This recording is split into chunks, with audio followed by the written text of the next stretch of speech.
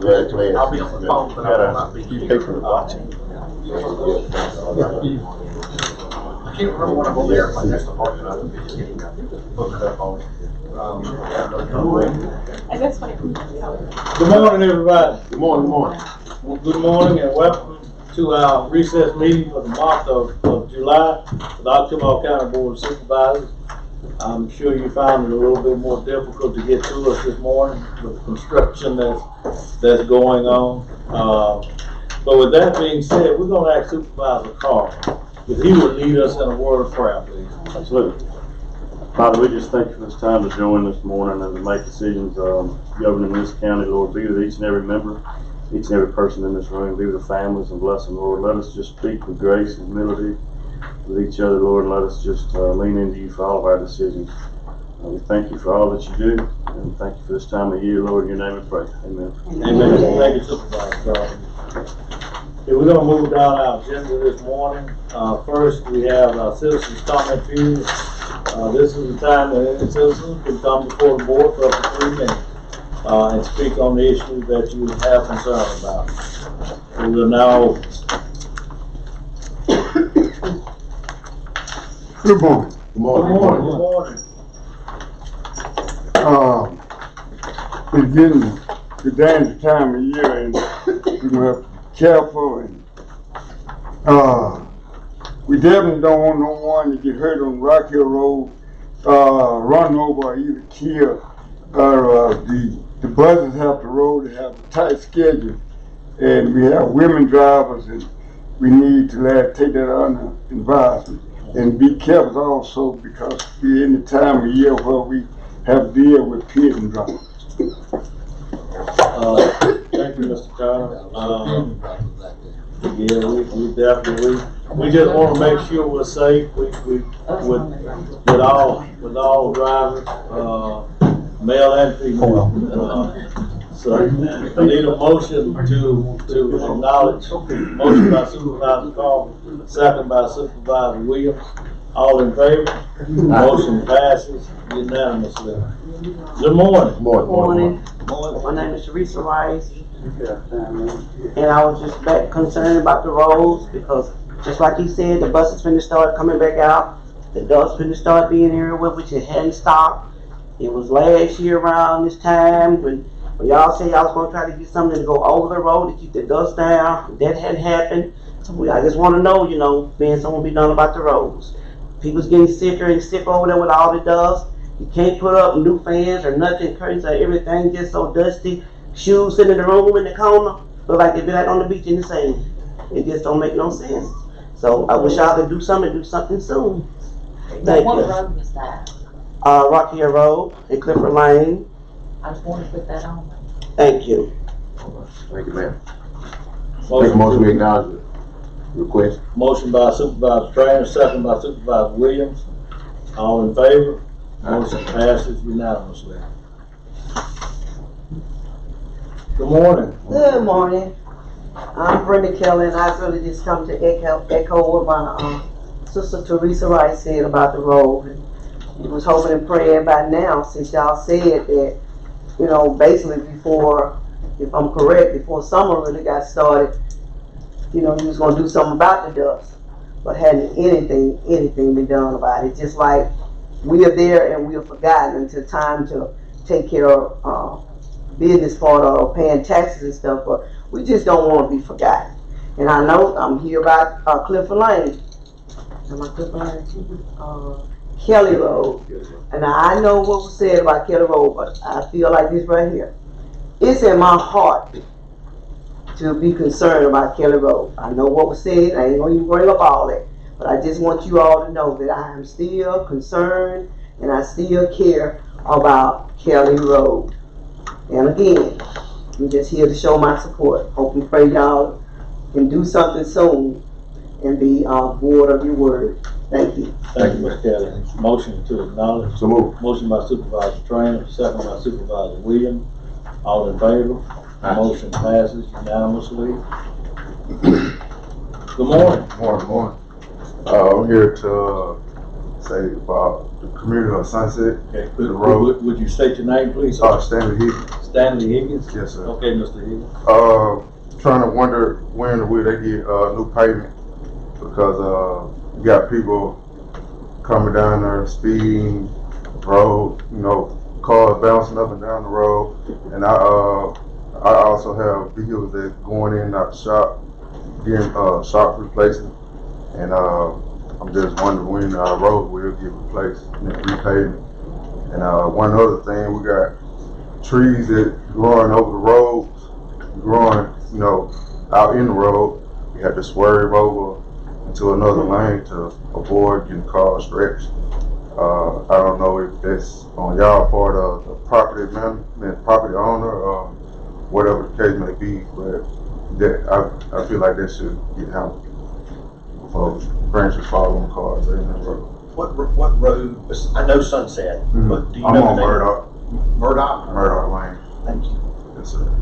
The trees, I can tell you, I represent that area. The trees might would happen faster than the road, so I'm gonna look at it. I can give you my phone number Okay. if you want it. And then we did put the speed bumps down. I've seen that help. They're not really a true, you know, you can still run over them Right. 20 miles an hour. So I was hoping that would make people cognizant of it. Well, the speed bump's not too much in the area where they speed, so. They get Speed. past them, and I know the sheriff and I too have talked about there's a lot of exits in the back of that neighborhood, and from a crime perspective, or maybe you know tearing a car up. So I think they're going to do some type of bollard back there too, and try to keep it on the traditional road. Mine's 418-1614. More than welcome. 16, 14. Yes, sir. 662-418-1614. Okay, what's your name? Ben, you're more than welcome to call me this afternoon. Okay, thank you, sir. Yes, sir. Thank you, Mr. Higgins. All right. Need a motion to acknowledge. So move. Motion by Supervisor Trainer, second by Supervisor Little. All in favor? Motion carries. Good morning. Good morning. My name is Lisa Logan, and I came to speak on behalf of Jeffrey Lane. It was said that they would put some down for the dust and stuff because it's so dusty. They have never put anything down. School will start back, the buses and stuff is in and out. So I was just wondering when will they come to put some down to keep down some of that dust. We have sick people over there, and we really need some down. So I'm just wondering when will they put some down, try to avoid all that dust, because the buses is in and out now. Thank you. Thank you, Ms. Logan. Yeah. Need a motion, a motion by Supervisor Trainer, second by Supervisor Little. All in favor? Motion passes unanimously. Morning, sir. Morning. How are y'all? Morning. I'm Justin Collins. I'm the fire chief at Sturgis and I also serve at Central. When I took over at Sturgis, I told my board I'd be real transparent with them and try to meet with them quarterly or whatever, just to kind of give them updates on the fire service. And I'd like to do that with y'all because y'all are also a part of this as well. Coming today because we've got some issues. From a firefighter standpoint, I'm also coming as a citizen. From a firefighter standpoint, as a member of the October County Fire Service, a lot of us feel like we've been overlooked. And we've just been kind of put on the shelf on the back burner for a long time. And it's 2025. It's time to make some changes. Kristen's here, and she may talk to you about the radio stuff this morning, which I hope does. Our communications are awful. I worked a code yesterday by myself because nobody else heard the call. This is happening more and more. Each month goes by, is somebody else's radio is not working. Our text system got cut off back the 1st of June. Mine actually quit in May.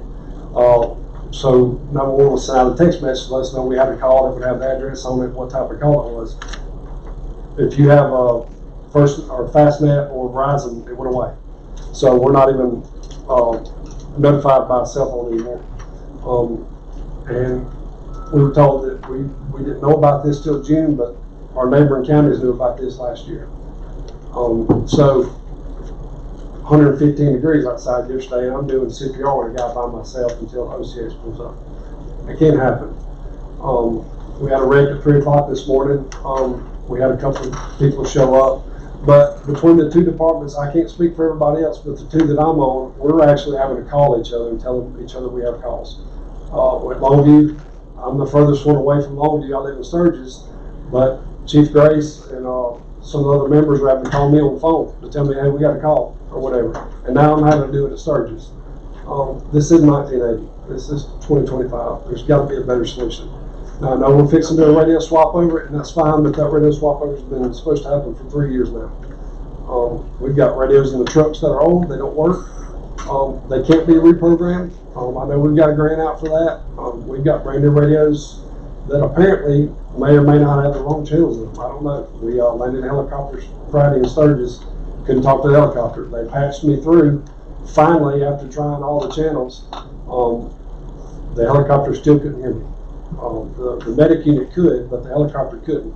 And not that I wanted to have a conversation with them, but where we were landing in the field was power lines running east and west and north and south. And we parked under to block the power lines, but you still need to tell that helicopter pilot, hey, you've got a hazard where we've got marked, you don't need to fly through there. Luckily it all worked out, but it's just things like that. I mean, so right now I've got 2 guys that live on Craig Springs Road that haven't had a page on their radio in 4 months, and one of them's already turned his radio in. I've got 13 people on my roster in Sturgis. I can't afford to lose anybody. But that's what it's coming to. One of them's been on the fire department since Sturgis was established in 1988. So, I mean, I know the hospital's a big deal. I know there's other things. I know I've been told I'm a small fish in the pond. But as this board, I think that there needs to be some attention set aside for the volunteer fire department. As a county as a whole, and sit down and talk with us. We talked to our 2 supervisors before. Y'all are mine, so I can't, really talk to y'all, but I'd strongly suggest you to get with your fire chiefs in your districts and talk to them. Because there's a lot of problems that don't need to happen. And I'm not blaming Kristen, I'm not blaming Patrick. I'm just saying some of this was happening when Kirk was here. So I mean, this goes back, the Kirk days. But it's getting to the point now where I'm down to 13. I just lost another one, and doing chest compressions on a guy yesterday by myself. It's just I'm at a breaking point. And I've been doing this for 30 years. So, Mr. Collins, this definitely seems to warrant a deeper conversation to address your issues. We need to make sure we've got the proper channels to go through to get these issues addressed. And so we've heard your concerns, and I can assure you that this board will take this seriously and see if we can be in communication with you, see if we can resolve some of these issues. I was gonna say, first of all, I'll leave it to Patrick or Christian if y'all want to schedule something the next week or 2. I didn't know it was in this situation. We've had some bad wrecks last week, and thank y'all for what you do publicly. All 4 of y'all that are in this room in that field of service. But if y'all want to get that lined up, I'll be there in the next couple of days. Because this is not the time or the place. We need to have a long discussion about it. And I thank you for coming this morning. And I'll be there if y'all send something out. And if you said that's Verizon and T. So ceasefire is the only one right now that's working. As far as I know, ceasefire is the only one that's getting text messages. 75% of my department's on AT&T or Fastnet. The only ones that get messages are on ceasefire. Yeah. In fact, I got notified of an emergency at the station by the Longview Water Association operator who's on ceasefire, and we put on our text list so that he would know if there was going to be a major water issue. If we had a fire or something. Yeah. He's also an assistant fire chief command. But ceasefire is the only one, and most of our folks do not have ceasefire. I went through and looked at my roster, and that's about 10. We got to figure something out. So, like I said, if y'all schedule a meeting, let me know, and I'll be there. I know anybody else can do that needs to be. Well, I know that we have talked, about that extensively, and that, Christian, we've talked for a long time, and I do know that we have been trying to work something, out through that 911 system that's compatible, for there. So I do know that everybody knows how urgent it is to get y'all up and going, on there, because nobody needs to miss a call. You're right, it's 2025. So we're up for whatever y'all just tell us with work. Thank you so much for coming. Motion to acknowledge. Motion by Supervisor Little, second by Supervisor Trainer. All in favor? Motion passes unanimously. Is there anyone else that would like to come forward? Lori Grace with Central Octave Hall Longview Fire Department. I'm the chief down there. I want to real quickly reiterate what Justin said. I also run on Sturgis some because 15 minutes closer to most Sturgis emergencies. I am an EMT. I worked in the hospital for a while. I've missed their last 4 calls. I've not heard a thing, and I've got one radio in my house. I'm not that far off Highway 12. I have not heard a thing. I heard Justin come on saying, "Is anybody coming? I'm doing chest compressions by myself." Yeah, I felt guilty. That's a lot of work. You've never had to do that. So I want to reiterate what Justin said. It's not that people aren't willing. If we can't hear, we can't help. The other thing I have a request for, I see it on your agenda, we're having some water issues, one of which is with the city of Starkville. Saturday, they had shut off water to the eastern part of the Longview district. We have had a major leak in our elevated tank. We're hoping these Longview Water Association improvements will help us with long-term water supply. We've got no water in Longview right now. I have no way to fill up my fire trucks because our elevated tank, which is 16,000 gallons of water, normally that would handle a fire, sprung a leak a month ago, and we can't find the part to replace it. That was supposed to be a 20-year, up for 20 years, pushing 40 now. So I do have a request for this board. It's an informal request. If anybody knows where I can find a 12-inch long section of 10-inch Schedule 40 steel pipe, I don't want to pay $1,000 for a 21-foot section. I need one small section to get our elevated tank up and running, because the other 2 tanks in our district are also out of service. Sorry, say that again. I need a 12-inch long section of 10-inch diameter Schedule 40 steel pipe. 12 inches long, 10 inches round, schedule. Because we have, none of our elevated tanks are in service right now. We have 3, none have water in them. None will hold water. So it creates a problem in areas like Longview where we don't have fire hydrants yet. My closest fire hydrant would be New Light Road, or Sturgis. It's a long way to go just to get water. Just thinking of the people in the room that are in this kind of business, I mean, I'm thinking Mid-South Pump and Valve and Columbus might have steel, and I'm thinking I've got to call Central out to them, but I haven't heard back yet. But we just need a small section. It doesn't even have to be a very good section. It just needs to not look like Swiss cheese, which is what the section on the pipe looks like right now.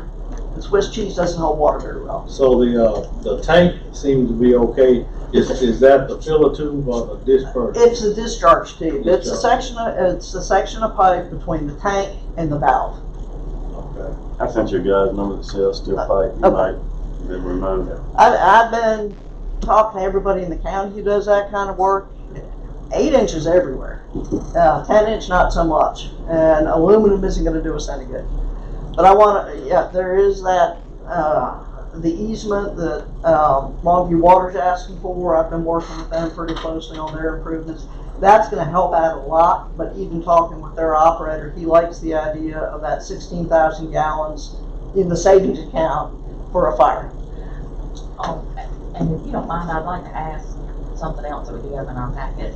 And I mentioned it back there when I was talking to you, talking all about that in part of this they proposed a 4-inch water line, but a 6 inch is what the fire departments are needing. They're doing a 2-step process. 4 inches on that one. They're also talking about another hydrant further back where we think the training center is going to be built. That one they're talking about, so we'll actually have 2 on the property. I would prefer a 6 inch. I know why they're doing a 4 inch because of their infrastructure in Longview. A 6 inch, ultimately, hopefully they'll, fix up the Longview water lines too. But that is, I do happen to know the last stage of their project. But they want something so they can get that water underneath 12.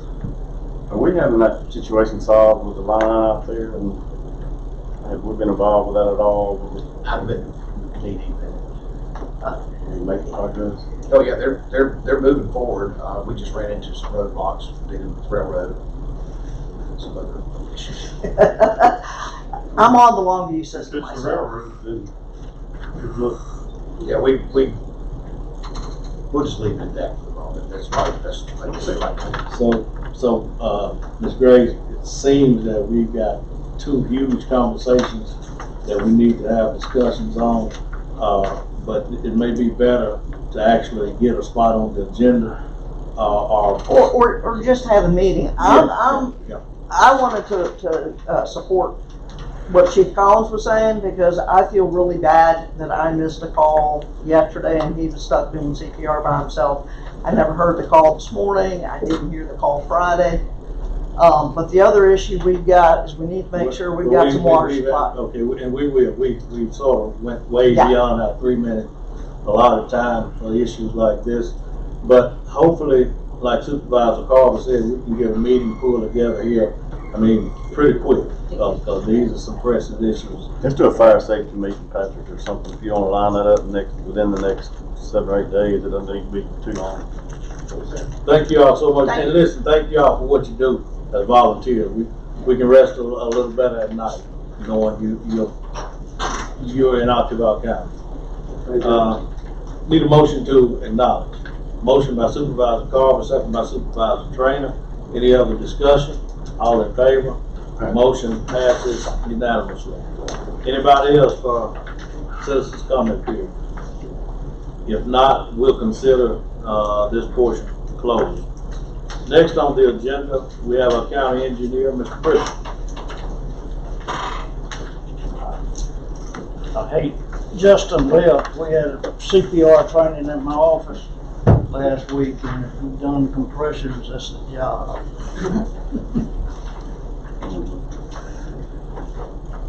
Wear your arms out. I was real proud of my folks. Lady from Aluminum Dynamics hosted the class, and all of my employees participated, so it's a good deal. First for you this morning, I had a chance to look at the bid tabulations for bids received on SAP 5321S. That's the Robinson Moore High Crawford Road. We had two bidders, Falcon Contracting and R&J Construction. And I'm here to recommend today that the board accept the bid of Falcon Contracting in the amount of $1,380,143.30. That project would be wholly funded through state aid, including engineering and contingencies. And I have a order of award, state aid order, if you elect to do that for signature. Make a motion, we accept the recommendation. Motion by Supervisor Trainer, second by Supervisor Williams. Any further discussion? Yeah, what type of road is it? This is a base repair, leveling, and DBST service.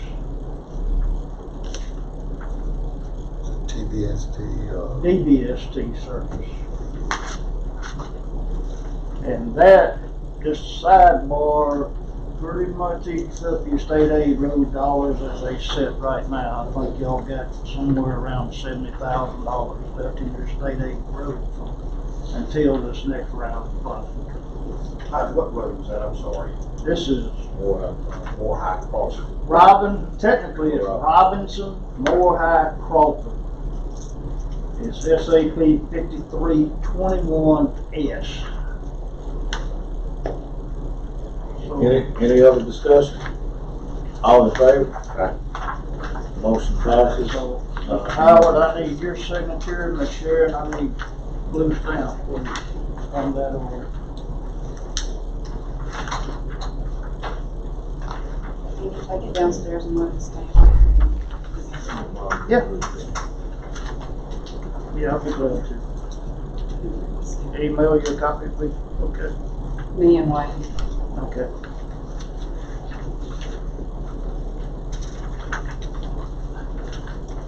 Thank you, Matt. Next, same day, we took bids for the bridge repair on Sun Creek Road. We had 2 bidders, Phillips Contracting being the low bidder in the amount of $243,245. NL Carson also bid in the amount of $248,090. So I offer that for pleasure of the board. That is a bridge in my district, and I do understand Phillips is a low bidder, but not by very much. But NL Carson has always done super great work with our bridges installation in my district. So my recommendation would be to go with NL Carson. Make a motion to award the contract to NL Carson. Motion by Supervisor Trainer, second by Supervisor Williams. All in favor? Aye. Motion passes unanimously. Alright, so what we'll do is send a notice of award to NL Carson, ask them to get their bonds up, come back. But I will tell you that everything related to bridges right now is, we're having a hard time getting bids, we're having a hard time getting folks to quote, because there's so much bridge work in the state budget. And NL Carson was chosen because of it being the best bid overall, correct? Correct. Great.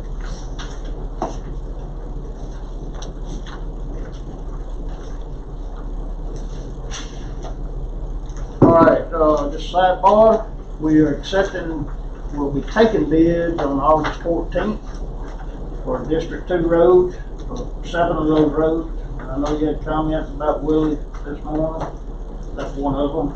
Clifford. Clifford and Willie, and we'll also be taking bids on Blackjack East, which is from Bardwell to the church. So those are on August 14th. We also have the package ready for Rock Hill East, going from intersection 16th back east for that pavement repair and paving of that gravel section. So I'm about to advertise it, Wayne, and I'll get with you on the advertisement date for that. Did you make a side note about George Lane as far as Yeah, you got. Jordan, Clifford, and one other, we've done survey work on, but we're trying to take out some of those kinks. We've completed all the field work, and we're working on getting those plans out now. Okay. You had also instructed me before to go ahead and get plans together for repair plans for Mavenville and New Light. I'm really close to those. So I'd like to know what your intent, do you want me to go ahead and advertise them? I can set them up TBST or overlay. Right now I've got them set up for overlay on both of those. Would a new light overlay just solve the problem, or does it need to be dig out and all those Well, happenings? when I say overlay, we've got base repair and leveling and all the things to prep for the overlay in there. It was overlaid 6-7 years ago. That was a thin lift overlay for John Montgomery on a piece of it, on part of it. And the new light bid's 7-something miles. New Light we got set up right now is like 6.4 miles, and Mavenville is 7.9 miles. Do you have shoulder dressing included? We'll have shoulder dressing in there, and it looks to me, I had them kind of, after we took these bids the other day, try to update some numbers, but overlay, both jobs is gonna be in the $3.5 million range for 6.4 and almost 8 miles. And if you go TBST, it's gonna be around $3 million, so not a whole lot of difference. $200,000. So I don't have to know the day, but we're getting close to having those ready to put on the market. Make a motion, we advertise both of those. Motion by Supervisor Trainer, second by Supervisor Williams, that we advertise Longview Road and Mavenville Road. New Light. New Light. New Light Road, Mavenville Road. We can add that too. We can go as well as our money on that, it's good. Any other discussion on that? All in favor? Aye. Motion passes unanimously. Thank you. To advertise. All right, the only other thing, I know, Wayne, you're waiting on some test reports. I'm waiting on those board orders to cancel 2 jobs, Dry Creek and the SABP job. Yes. Those test reports are in our file. John Weaver was out last week, and I'm bringing those together for you. And that's to pay back the state The aid. 50840 or whatever. I just need something to document the payment. And the board orders, bear with us, we got some personnel out for medical reasons. This is clerical cleanup, so there's nothing really critical about that. I need them, but it's just clerical to get it done. It's not gonna hold you up, is what you're telling us. It's not got me held up. I'll get fussed at by Harry Lee a little bit, but that's all right. Well, I can carry you. We can help you on that one. All right. Our small pipe inspections, we suspect we will be finished with the physical inspections tomorrow. On that note, and I'm not sure which one of y'all, at the end of Blackjack, down around that farm, venue past Blair Road, there's a dangerous condition there at the end of a pipe where it's heat up next to the road. Right. You know where we at? We need to go ahead and barricade that or bollard it or put some cones up or something there. We'll just identify with the road department so they can. Vic, do you know what I'm talking about? No. Way on the east end of Blackjack, On the gravel part. on the gravel part down there, next to where that farm venue is. Yeah. Yeah, there's a pipe that's heat up real close to the edge of the shoulder, and it's about a 2 or 3 foot drop off right there. Alright, we'll find it. Yeah, I've got pictures of it. I'm gonna send it to you. So, other than that, we'll have them physically inspected tomorrow. We'll put a spreadsheet together for Carl with the coordinates and the ID stuff, and we'll feed that. And that's really all I got, unless y'all have something for me. These utility right-of-way agreements, I think it's got 3 requests here. Yes, sir. Longview and Right. Cross Point, I think somebody else will. Okay. We can go ahead and I make a motion, we approve the utility agreements, A, B, and C. Motion by Supervisor Trainer, second by Supervisor Carter. Any discussion? Yeah, I got some discussion on that, and that's what I was asking, fire people, on the water lines. One of them, like the first one, is 4 inch. Does that need to be up to a 6 inch? That's not that's not my slate. That's their engineer. That's the engineer, that's the water. That's the Water Association, and that's their engineer, whatever he says they can fund and do based on fund capacity, et cetera. All we're doing is giving them permission to be in the right of way or across the road.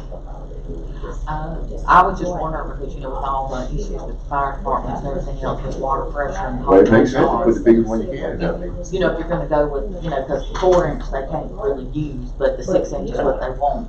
If they wanted to put 100 inch, we just give them permission to be in the right of way, or 2 inch or 1 inch, but we're not designing. All we're doing is saying, y'all wanna cross right here, we looked at it, we're okay with you crossing right here. Similarly, it reminded me, Supervisor Howard, Ford County has stated some pole locations on Harpole Road. I know you've been out there. What I've told them a couple of times is, we generally want to look at in the back of the right of way, but they've got issues because they have to clear 15 foot either side of poles, and I wasn't sure whether they could accomplish their clearing requirements if they went back. So they've stated where they want to put the poles, and I told them I'll go look and see if we're okay with that. But that might mean some of them are further toward the shoulder or not. So I'm trying to work with them as best we can. Mr. President, let me know. I have a question real quick, from a legal standpoint, us moving forward with easements and that kind of thing. If, as we move forward, do we currently have an ordinance that, a better question would be, do we have 2 different directions for easements? In other words, for state roads, an easement process, the length of them, and for county roads, is it different? And the reason I'm asking, I'm trying to get my head wrapped around an issue that's popped up in several of our areas to make sure that when we're clearing easements out on different spots, it almost would be better if we had a uniform setup so that in the You're future. saying easement, but are you referring to Right right away, away? I'm sorry, right away. I'm, in my head, they're all stacked in the same spot. Does that make sense, where I'm at with it? What you have on a state aid job, they're specifying the right of way that we have to have. And if there's a condition where we've got to clear further for a bridge or a culvert, then we go acquire that additional right of way. Right, Your current design standards for the county stipulate a 30-foot left and right or a 40-foot left and right, depending on traffic count and where it is and what have you. Pretty much at our discretion as to whether we want that. so a minimum 30 foot from center line, From center line, or where the center line is intended to be. okay? So yeah, there's something out there that says we can't go through 20 feet, but the county also has an option right now, and I'm not throwing you over the bus, but we have the option of working in what we have, or what we think we have, Right. i.e. between the fences. So, but if we go acquire right away, the minimum we're trying to get is 30 foot. Sometimes we don't have a choice but to operate within those constraints. I get it. And I'm just That's trying. right. Okay, Well, we would like to be a 20-foot wide road, but maybe we're gonna be 16, because that's all we got. I'll holler at you later. I've got to get my head wrapped around how we move forward and I'd like to be able to put us in a situation to where, as we move forward, it's more of as cookie cutter as we can, so that the county will know exactly what they have. If we have a developer in the county that wants to do a new road, have it accepted by the county, we do have an ordinance that says your right of way will be X, the right of way will be X. So, and it could be 30 or 40 feet, and I guess in some extremes, it might be even written up where it could be as much as 50 or 60, but that's defined in there. Okay, thank you.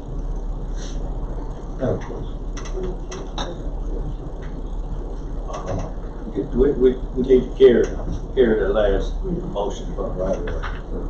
All in favor? Motion passes unanimously. Have you, had an estimated cost for a TVST, road? And the next question, will, state aid allow the county to come in and add that last layer? I anticipated your question.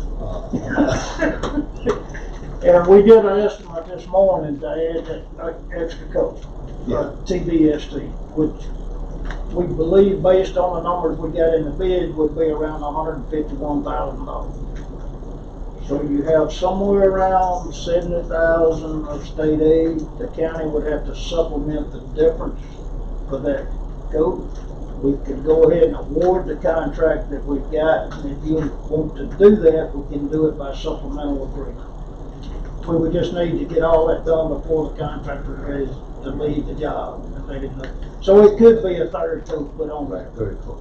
I guess then the question would be, will the county allow for that extra money that's in state aid or 70,000?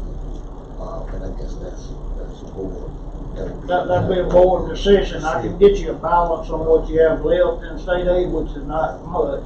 And if the county wanted to do it, I'd have to do a supplemental agreement, show state aid where the money was coming from, and we could add it to the contract. So it can be done. I think it'd be well worth it to add that 30 coat to it.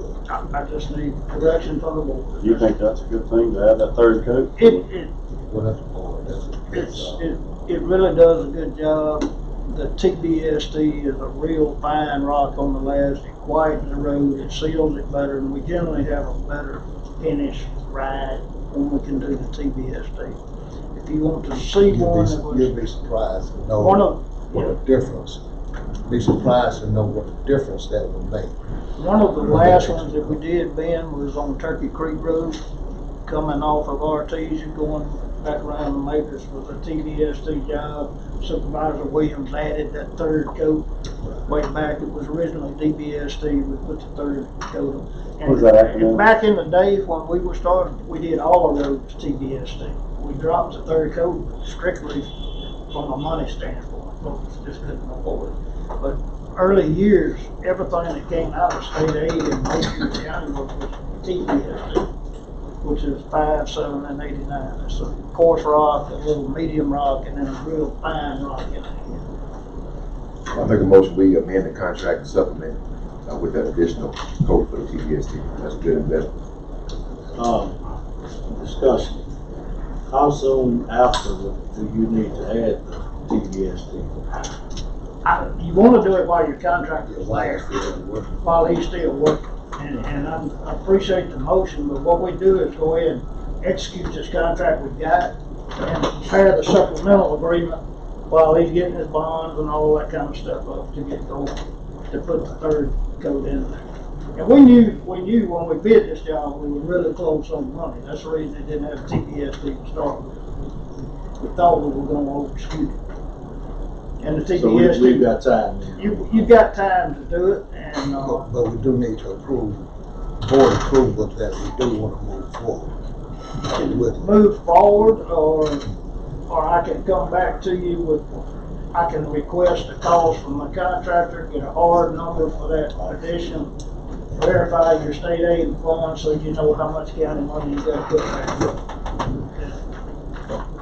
The only question is whether the board want to approve that remaining $70,000 go on this project. Or whatever it is, that's a round number, but it's somewhere around there. I'll be used on another state aid project. the question is, what would you do with $70,000 on a state aid project? There's not very much that state aid road would call for $70,000 unless one is already in operation. The only thing I would add to the conversation, we've had this before, you've got more state aid money coming, so it would roll over to it. I'm certainly happy to do it either way. The cleanest thing right now, if you want to do that, would put state aid balance for this, give the county only enough for the little bit as well, and move forward. Again, I don't have to have that today. I'm gonna vote against it if we make a motion, just for the fact to get our cost estimates finalized and our state aid balance finalized. I'm not saying, so if that 70,000 is not used, it just rolls over to the next year. To the next part of state aid. No, we just did, we did that, don't you? Then we just approved New Light Road. Yeah, And maybe no, I'm just- saying, You know we don't have the funding. he's saying he doesn't have a final cost estimate. Well, what I'm saying is just let it go like it Matter goes. anyway. It doesn't matter anyway The because board has, now, the board can have discussions about what they want to do with the funding that comes into we the have a motion board. on the table. So, We do have a motion on the table to make the amendment, to add the third code to North Carolina. Okay. in all fairness, $70,000, not gonna do anything else on the project, on the state aid project. Can't do anything else with it. But It's just there. So is it, if it's not utilized, is it rolled into the next state aid? It really does roll, I mean, it won't just disappear. It does roll. Well, we'll do it either way. If the county, if it take county dollars and district $5, maybe district $2, it'll be done either way. So we just now need to make the supplemental agreement with the contractors to know that's coming. I second that. I think if I understand what you're trying to do, then the motion would be just to take the balance of your current state aid dollars and apply them to a supplemental agreement for the TBST. Yeah. And then whatever that number is what we'll apply. Let me give me a timeline on getting this bid let, getting the work done, and then the supplemental agreement needs to be made. Because I'm trying to see if by that time, if we'll know about the remaining state aid money that's coming in. It's gonna crowd us to get this work done this summer. Because we're gonna take this order that we're gonna stamp this morning, go to state aid. We'll send the notice to the contractor who will sign the contracts, get his performance bond, his payment bond. I'll come back to y'all for signature on the contract. State aid's gotta review all that before we award. So we're a good month out now at best before we start work. And then there's base repair, and then there's leveling, and by that time, we're gonna be real close as to whether we We're can. probably gonna be out of the window. We may be out of our window to actually do chip seal work. So in other words, all I was saying, we've got time. You've on got the time. supplement. I mean, so. if I'd there are like to some start the concerns- conversations with them, knowing that's the Yeah, we intent of the board. Yeah, that We means need to start we can move conversation. forward, with the motion to, do the supplemental, and then we'll work the funding. Yeah, out we work later. funding out later, but we need to move forward with doing. Before I send the supplemental state aid, I'll just have to have definition on the fund. Where it's We're not coming putting the from. cart before the horse, doing it this way by making the motion today to earmark those funds and supplement later.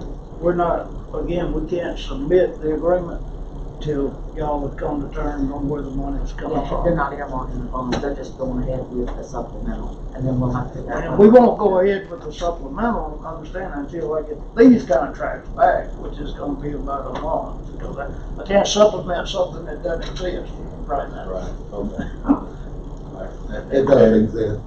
It does exist because we do have funds in District 5. It exists from the point that we got a bid, but we don't have a contract yet. Yeah, but we do have funds in District 5. If y'all don't want to help the project, you want that 7,000 to sit there. Just sit there, that's fine. But, it needs to be done because of the quality of that road that will be taking place as a result of putting that third layer there. Is there a benefit to having the contract like Mr. Joe was on the front end so that we can get a cheaper amount possible? If you add it right now, I'd have to rebid the whole No, thing. never mind. I'm with you now. I was trying to figure that part out. So basically what we need to do is to get the supplement and then come back and we approve the funding, like move forward with the state aid. Right. Okay. I'm gonna execute a contract now for what we have bid, and when we've got that bid, we can adjust the contract by supplemental agreement. Right. But you see where I'm going, Rob? You're, And then we say. you've got to have a contract in place to actually supplement something, so I 100% understand that. I was just making certain that if there was, in the future, would it be beneficial for us to have some conversation as to this particular issue as we move forward with other roads? The issue is we're trying to bid something that is close to the money that you have. On the state aid, if we bid something and it comes in, say, over 10% over, they'll reject all bids. Which is easy to happen in a situation like Which is that. easy to happen, so you can't just reach out there and say, I'm gonna bid 3.5, and I know I only got 3. Comes in, they'll reject all the bids, and we'll just be rebid the work. In this instance, if I just tried to amend the contract, add the other layer, then my number 2 bidder's gonna say, well, if I knew it had that in it, I might have been lucky. But now, what was the engineer's estimate on the project from the beginning? Actually, a little bit lower than what we got. I thought it was 1.8. It was, that was with the engineering and the contingency. I That's think what I the thought. construction cost was actually a little bit better. So it can't be less, we don't. I just don't wanna open it up where I got to rebid the job. We supplement because it's similar work. Well, we've approved, the state, this bid Right. to move forward. We having a discussion that we actually got time on. You know, I think the board has been, I don't think that was a fair statement that said the board don't want to help the project when we've given $1.3 million, almost $1.4 million of state aid money to the project. The board, the entire board has. So we've got time on this supplemental, and we can discuss it further. So, and I'm hearing what you're saying, we can make a motion to add the supplement, but you need to know where the funding is gonna come from. I will come to you and actually, it'll be similar to a contract, a supplemental agreement that says we're gonna put this third coat on. Right. State aid's gonna pay this much, county's gonna pay this much, everybody, the contractor, state aid, everybody will sign it just like they did the contract. But you can't do that until you actually get a contract for this. Correct. So it's a moot point right now. What is important is that you know our intent. That's right. That's what's And important. I'm good with that. I can Yeah. start putting the wheels in motion. That's right. Well, That's right. we good. Yeah. Okay. Okay. They're just doing his work. Yeah, and Mr. Pritchard can come back later and we'll discuss. So all in favor of moving forward with doing the motion passes unanimously. Anything else, Brian? Anybody else for me? Yes, you have a, end date on Morgantown Bridge. Not a specific date. They broke the cranes down. They've got to clean up the roadway on both sides because we had some money in there to patch and repair the existing roads if they tore them up in those areas. And they're supposed to notify me when they got them broomed all cleaned up where we can look and see what the extent of those repairs are going to be, if there are.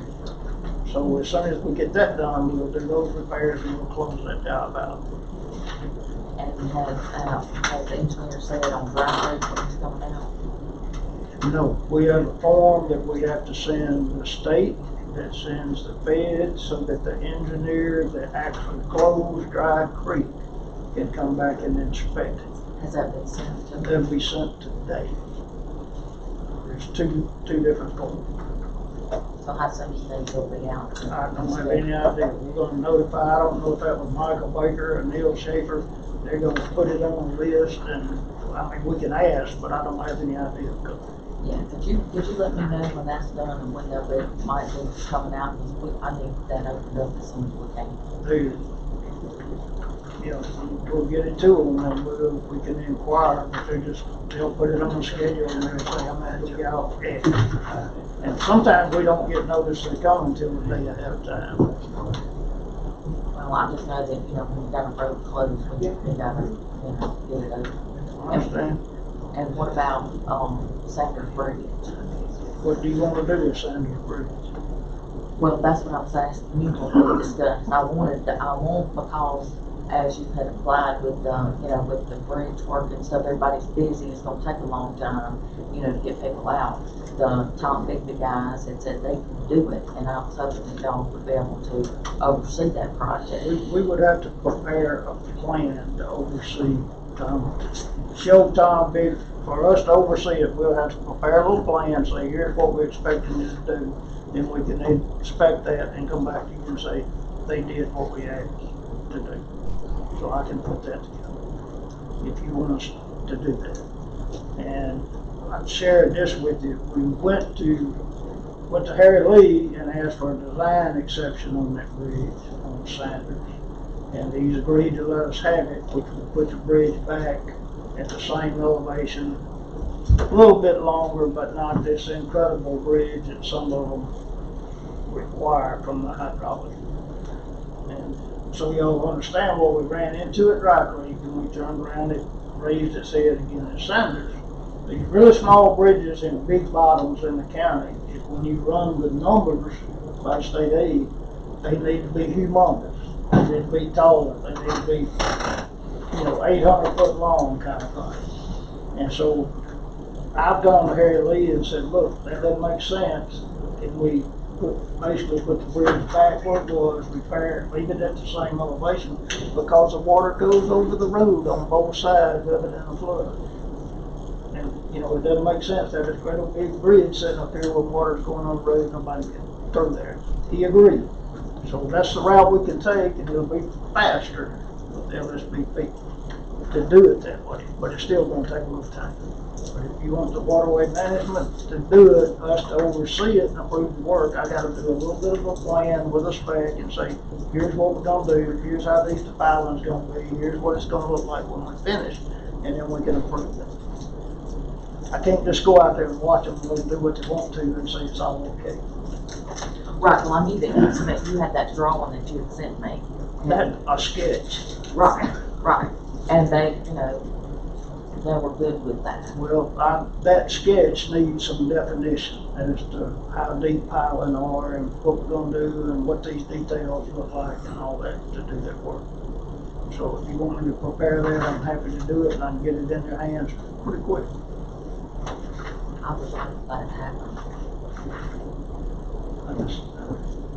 Motion? Yeah, I make a motion that, what's the motion? The motion is to have Mike Pritchard do a plan, A plan, a repair plan. a repair plan for Sanders Road Bridge. It's been motioned by Supervisor Little, second by Supervisor Trainer to authorize the engineer to do a repair plan for the Sanders Road Bridge. Any other discussion? We need to put in there to be, performed by Albany River Water Management District. Yes, yeah. Y'all better talk to Rob about that. Yeah, maybe right now we just authorize our engineer to do a plan. I don't know that And you then can, separate. I just don't know, it's the single source that, It has to be. Yeah. This is not a single source. Well, there's no bid to it, the length of the plane. All they're doing is paying, we're just doing, Let's just do this part first, and let me jump this. yeah, our plan's gonna be the same, it's gonna be similar to what we did on Sun Creek, whether you bid it or hand it to Don Bigby Waterways, it doesn't matter to me. really. All in favor? Motion passes unanimously. Now, I think the discussion we are having is, Tom Bigby will handle this one as a resolution, Rob, for any other work we do. So this one No on that. won't necessarily. Well, you might can get it handled quicker Rob, with another I don't contract. think Because Tom Bigby got to take it back to that board and they got to approve it. It might get it. Like when they come in, That's why I'm do doing creeks. You might get it. Well, just look at going out parallel track. Yes, if we are. This one crept up. Member of that. And I'm fine. Yeah, you just want it I done. done. I I want know, it done quick. This one crept up late in the game, but we bounced around the idea of adding it to the Sun Creek so we could get the same list. We just couldn't get it together that quick. Well, I don't, we've authorized you to get a set of plans. And once those plans in place, if Tom Bigby is gonna agree to do it, then we don't have to bid this one out. We just do a resolution. My plan's the same either way.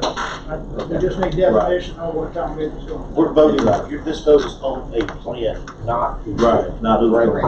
Correct. Any other? Anything else? Just got some Ridgewood Road stuff coming up. Does he need to be here for that part of the meeting later on? I'd say hang tight if you can. Yeah. I hadn't heard Might have anything on that. I'll hang around for sure.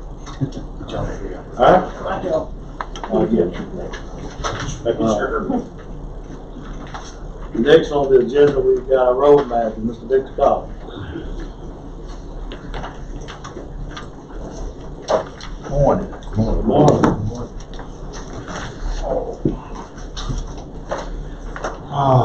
Just a few items here.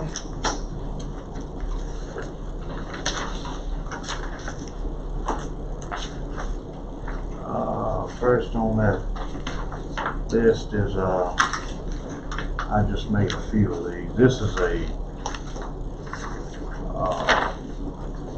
asphalt pavement plan for District 1.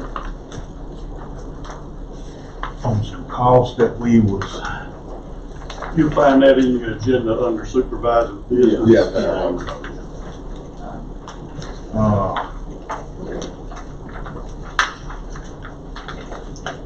And this is to do repair and overlay and the roads, you'll find it in your list. The roads, Riviera Drive, Valley Lane, Tidewater Lane, Westwood Road. Ridge. I'm sorry, Ridge Road. I'm looking and talking. My only concern is that these are 5 roads in one district. And that if you do 5 roads in one district, they're gonna take up, we only have another year and a half, basically, to get this work done. If we don't get it done next summer. Several of these are already on. Wait a minute.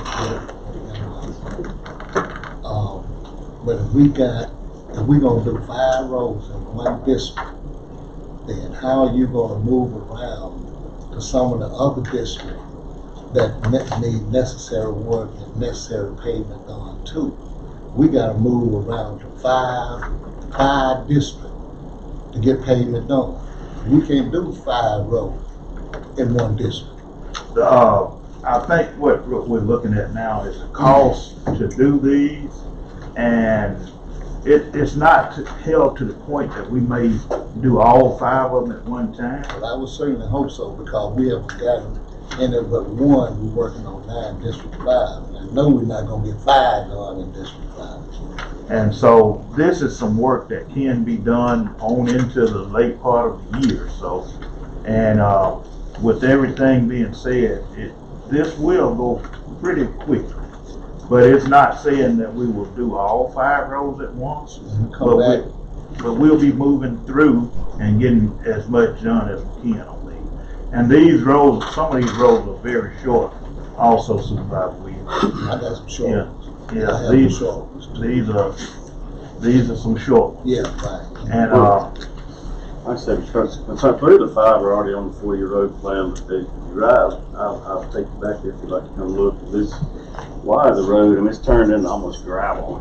And apparently, somebody might have not wanted their finish on a home in the back of the neighborhood. And the last time this was paved, it was not completed correctly. So, you know, like I said, these 2 add-ons are only less than $40,000, which is not a lot, but it's just one of my thinking was when you do a neighborhood, these are probably 60-yard roads, not maybe 70-yard long. Very short. Very short. Add them while we're in there, not just do the whole neighborhood while you're there. It doesn't matter whether it's on the 4-year road plan or not.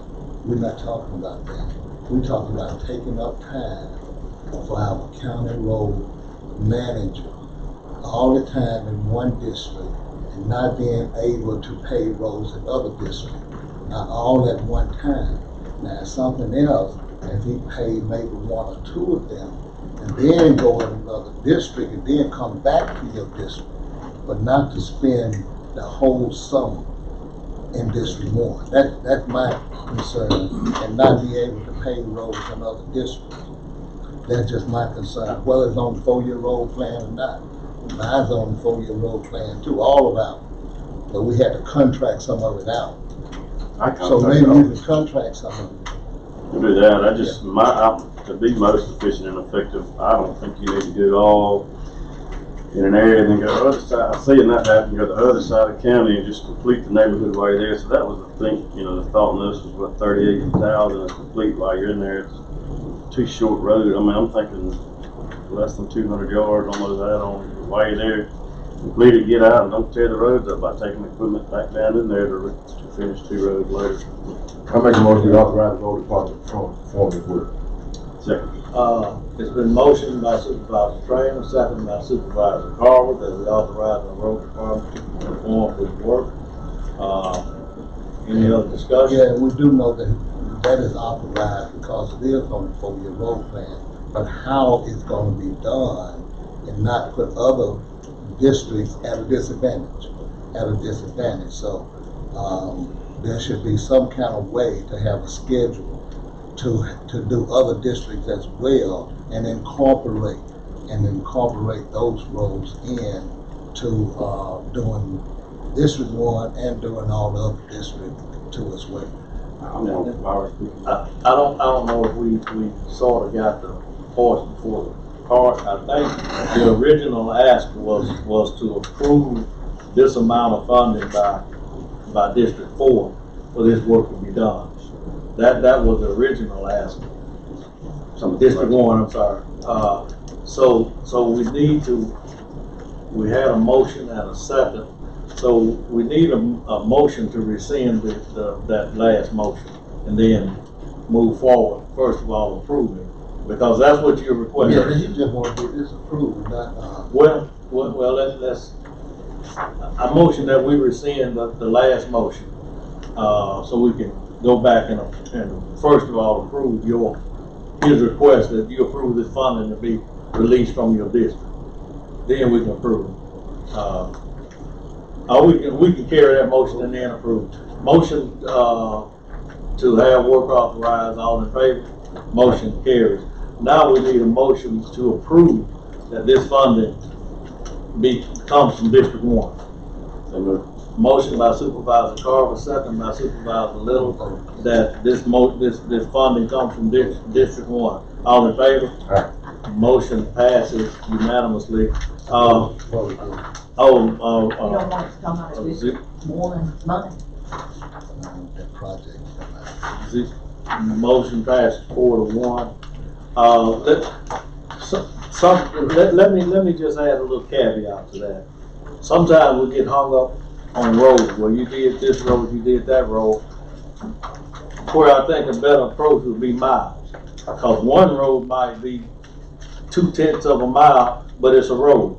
Another road may be 2 miles, but it's a road. And you say, well, I got this road, that road A, B, and C done, but they were all 2 miles, 2 miles, 2 miles. Whereas this district saying, I need to get 5 roads done, and the whole total ain't but 1.5 miles as opposed to 6 miles. So sometimes we get hung up on roads instead of mileage, and mileage would be a better approach to look at this thing. And that way you get a clear understanding, and I think our road department can do a better job of scheduling the amount of miles that's going to be done when they hit an area. I would say just ask you publicly a little bit different than when I came out of the city. Like, you know, I know, like, what is your schedule for paving? I mean, do you, I guess moving equipment would be my question. Is it most efficient to start wherever you start, counterclockwise, clockwise, or do y'all, what's your priority on roads? And Well, what my plans and, for this is to try to work through, I have some requests for district. And this is just on the pavement. This is on applying asphalt. And that was one of the reasons we asked the board to approve truck mats for the bigger trucks to be able to put the material in. This right here, I think in this subdivision, there's a small amount of road, cause 2 of them, it won't take a half a day to do because of the length of them. They'll back in and we'll be out of them and gone within a half a day. We're looking at probably at least no more than a week and a half work to do this whole subdivision because it's a small subdivision. The only thing on the end, I think on the end, we got just a little bit of grinding work to do. And so that's, when you take this, and the money will tell you what you got. Because if you look at some of the other projects we've done, I think it took maybe 3 or 4 days, and we spent more money than we did. So the money will tell you that the amount of roads you got by the material that you put in there. do you have all the equipment in house to do all the paving you need to do? Oh yes, yes. You have every piece of Everything, equipment? yeah, we got everything. This The board, paving machine is basically what we need on this job. And the 2 rollers. So we got the 2 rollers, they're ready to go. Paving machine is ready to go. We come off a little paving project the other day. We come in, did a couple of maintenance items. It's ready to go. The only thing that dictates to us what is done is the rain. And we have to watch the weather very close. You gotta be up about 4 o'clock in the morning to try to see what your weather look like for that day. Sometimes you may have to schedule, not be able to order much material because if you got evening showers, you gotta take that into consideration. But with all good weather, a week is what, at the most, is what it'll take to do this. you expecting that done next month, 2 months, 5 months? No. If everything goes as planned, we plan on doing this, all this work to be done before the end of this month. I was just saying, I think this board has done a very good job of through the ARPA funds and in and those out. This board, I don't know if we've denied a request you've given us, and just that's hats off to other board members and everybody, putting the citizens first and get calls of what are y'all doing and where. And this board is, and you, I know, are doing all y'all can do. Mr. Keith's here, and so I'll say that did the tractors get ordered? Yeah, they took possession of it today. this morning. We had it at the shop. We had to do a few things to it. It's ordered and it's out there. So they hooking it up to the bush hog and hope to start running it today, along with others. I would say, Mr. Collins, appreciate all the work you and your department is doing. You know, if you can possibly, if you could work out a little schedule on, Okay. well, I'll be in this area for a week with the paving machine, and that'll sort of just help the board going forward. So, but we do appreciate everything that you and your guys do. And Mr. Williams, we're actually in your area this week, and hopefully we'll be probably finishing up with that road by probably mid next week. So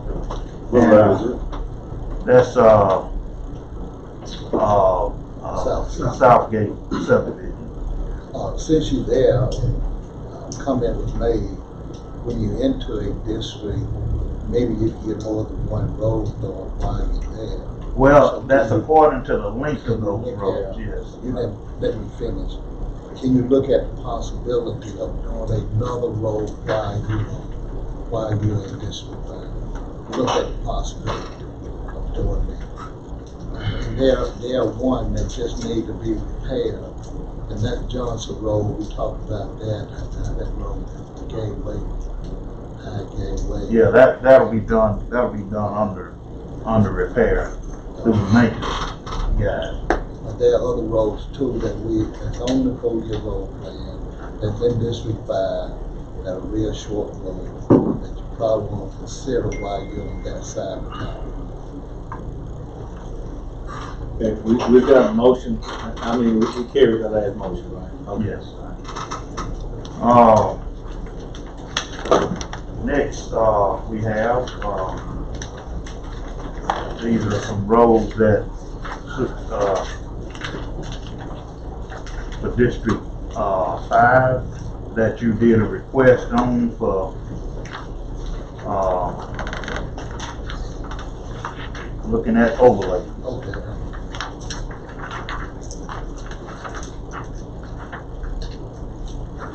And what we need to know is,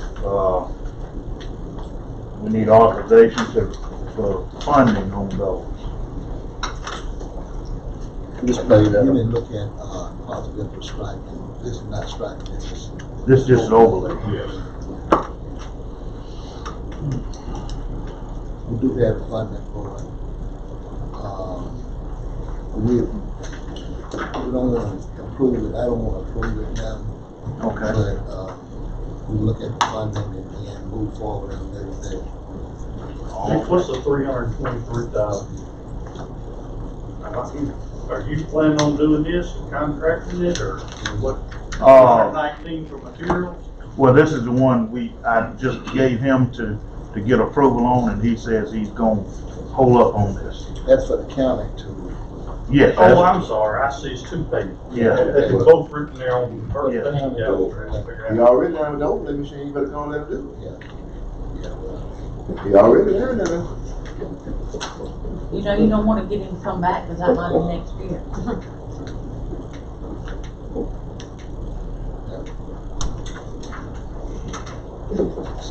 So you're gonna approve it, authorize it? Well, we You gonna- want to we gonna authorize approve that the, We're gonna approve it based on funding availability. Okay, all right. Of course. And that's why I said earlier, if you would let me finish, approve it based on funding availability, then I have to check with the office to make sure we do have funding availability. So, yes, we do, we'll move forward with it. so, motion by Supervisor Williams, second by Supervisor Trainer that, District 5 authorizes our road department to, say, move forward with the schedule, work schedule, and move forward with this work. Yes. All in favor? Based on funding availability, is that what you said? Based on funding availability. All in favor? Move forward. Motion passes unanimously. And just another little caveat. Maybe when you're trying to develop a schedule, do it on time frame and mileage. Yes. That way it'll be a little bit more equal rather than roads. And what we have approved, I will, at the next meeting, I'll bring back I'll give you a time schedule on it, because right now we're looking at 3 districts that we got work approved in, Okay. and we need to, I'll get a time frame together, and that way we can, everybody will know when to look for the machine there. Sounds good.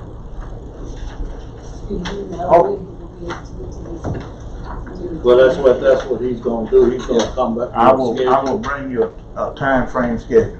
We're working on one road right now. We're doing bridge repair on it, and we're gonna do that bridge repair and some overlay work for repair, and then set it up for paving.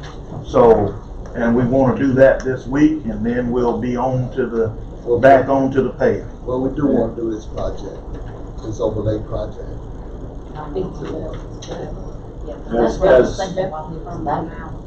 As best as you can, try to keep it as equal with the amount of time in each district and the amount of mileage in each district.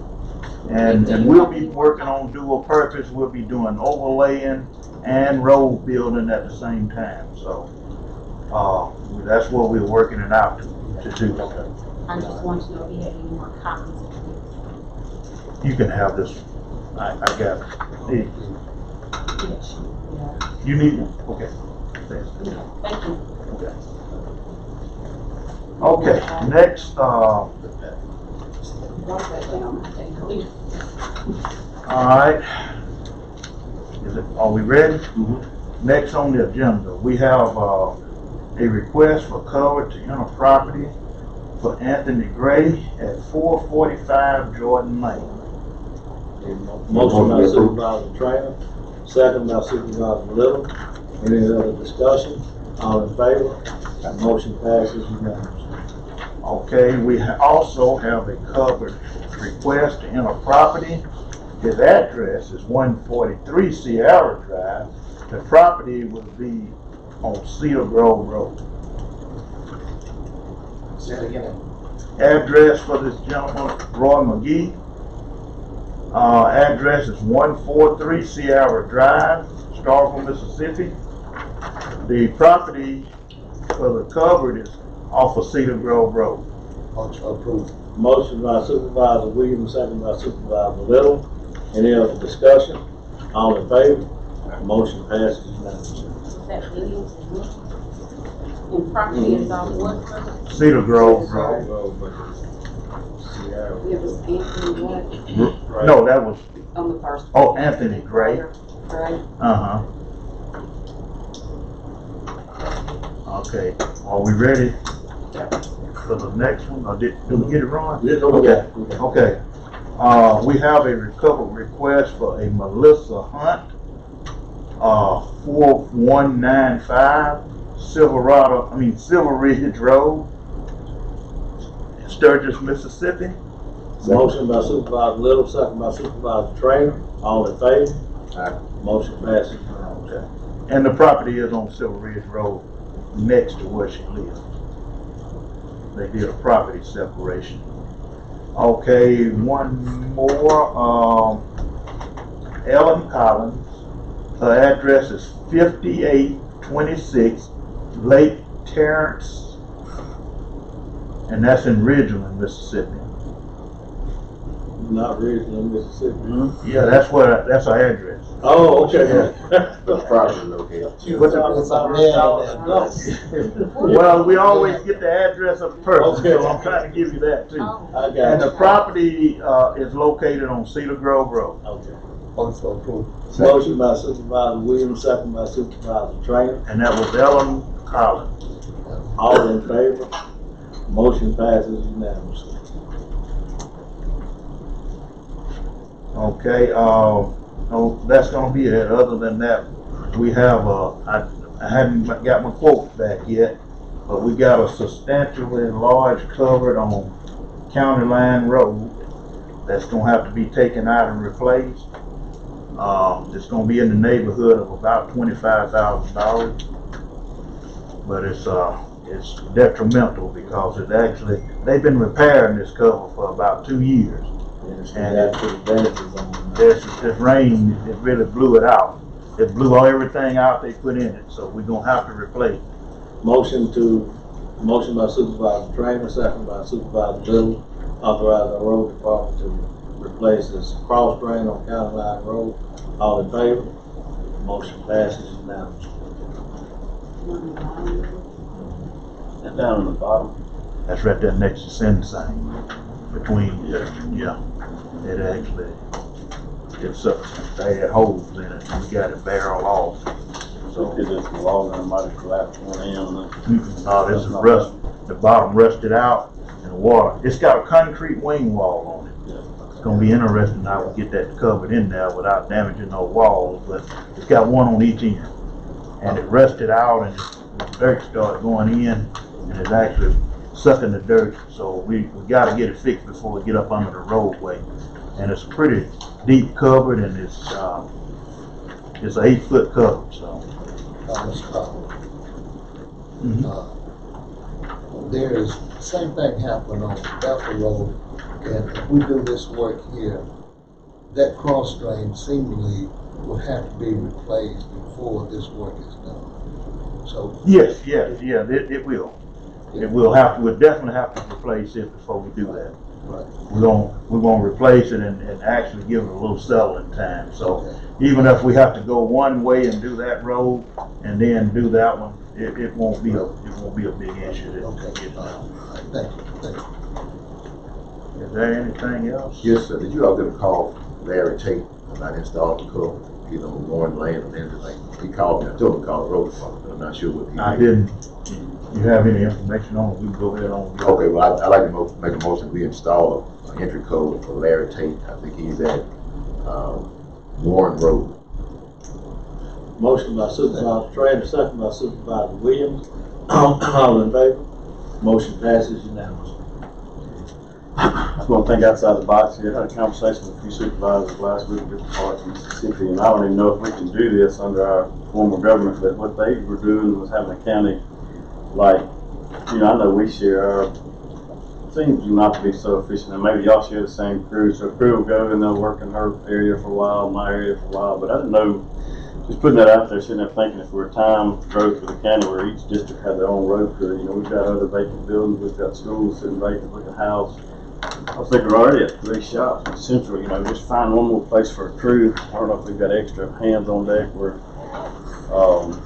just thinking out the box if everybody. Crew in every district. I mean, we have time, we have to have four extra people. We got 4 crews now. We got 1 working out of Central Shop. We got 3 in A, B, and C. So who's sharing? I know Miss Patty and I are sharing. All of us share. All of us. Yeah, Everybody share. I just didn't know if it'd be better, you know, you have each district had a dedicated road crew for that district. So, well, it's not that it's not a here or there or anything. I think the way we have to work, but you know, I was just putting that out there. I sit and talk to people. How does that work? And they said, well, you know, I go by there every morning and tell them what to do and check up on the end of the day. And so sometimes we lose that crew. We'll go into this. That's on like a beat system. But can it be done under the unit system? No, come on. Lowndes County has a system. Like they got a shop in every district. Lowndes County has a shop in every district, and it's based upon the need. It's not necessarily based upon the district, based upon the need. And so if you're trying to cover this county, you need additional personnel to be assigned to certain places. You can do that. That's not BW. That's just dealing with the county. I just feel like sometimes they get halfway through a job and go finish something else and come back, and that's all I was thinking. If it was a dedicated crew for each district, and then you'd be able to really keep up with where they were every day. And I know we do that, but so I'm just putting that out there, having those conversations with people and see how it works. Because this one gentleman, he wasn't the beat. He said every year, every driveway gets aproned, and I can't imagine that every tree gets clipped, every road gets bush hogged twice, and I know it's hard to do. And they may geographically not be as large as we are as a county. So it's just one of those things I was thinking. Has that ever been brought up before the board discussion that each district would have its own dedicated road crew? Has it always been this way? And we've rearranged and reorganized a couple times as far as moving territories around for different personnel. I think the last time we did was just a couple of years ago, maybe. This system about 3 years ago. About 3 years ago. Does it seem to work the best that we have it the way we have it now? I mean, Well, to come back to what Supervisor Trainer has said, District 5, Lowndes County has 5 maintenance districts.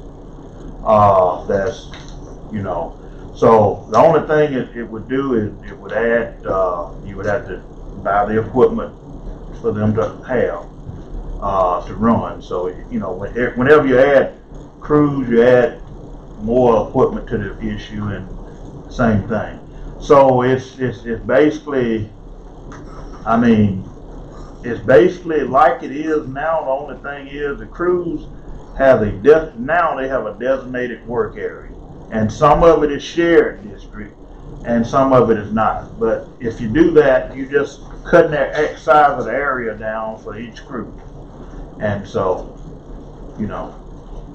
Yeah, you know, to his, you know, his point is, I would like to see at least if we couldn't, you know, do that now, if we would have a dedicated schedule, you know, where, you know, one crew was over here cutting, one crew was over here, you know, trimming, and where you can see that this week they're here, that week they're there, to where the whole county is getting, you know, everything done, where, you know, because we got a lot of trees over, you know, stuff. We got a lot of tall grass everywhere, and, you know, it just, you know, a lot of the other, you know, counties that you come through, it doesn't look like, you know, I mean, I know we have a lot of other work going on because we had those floodings and stuff, but we had a dedicated schedule where everybody knew where they were going to be and what area they were going to be in. Just so we get everything, you know, cut and trimmed, especially in the summertime.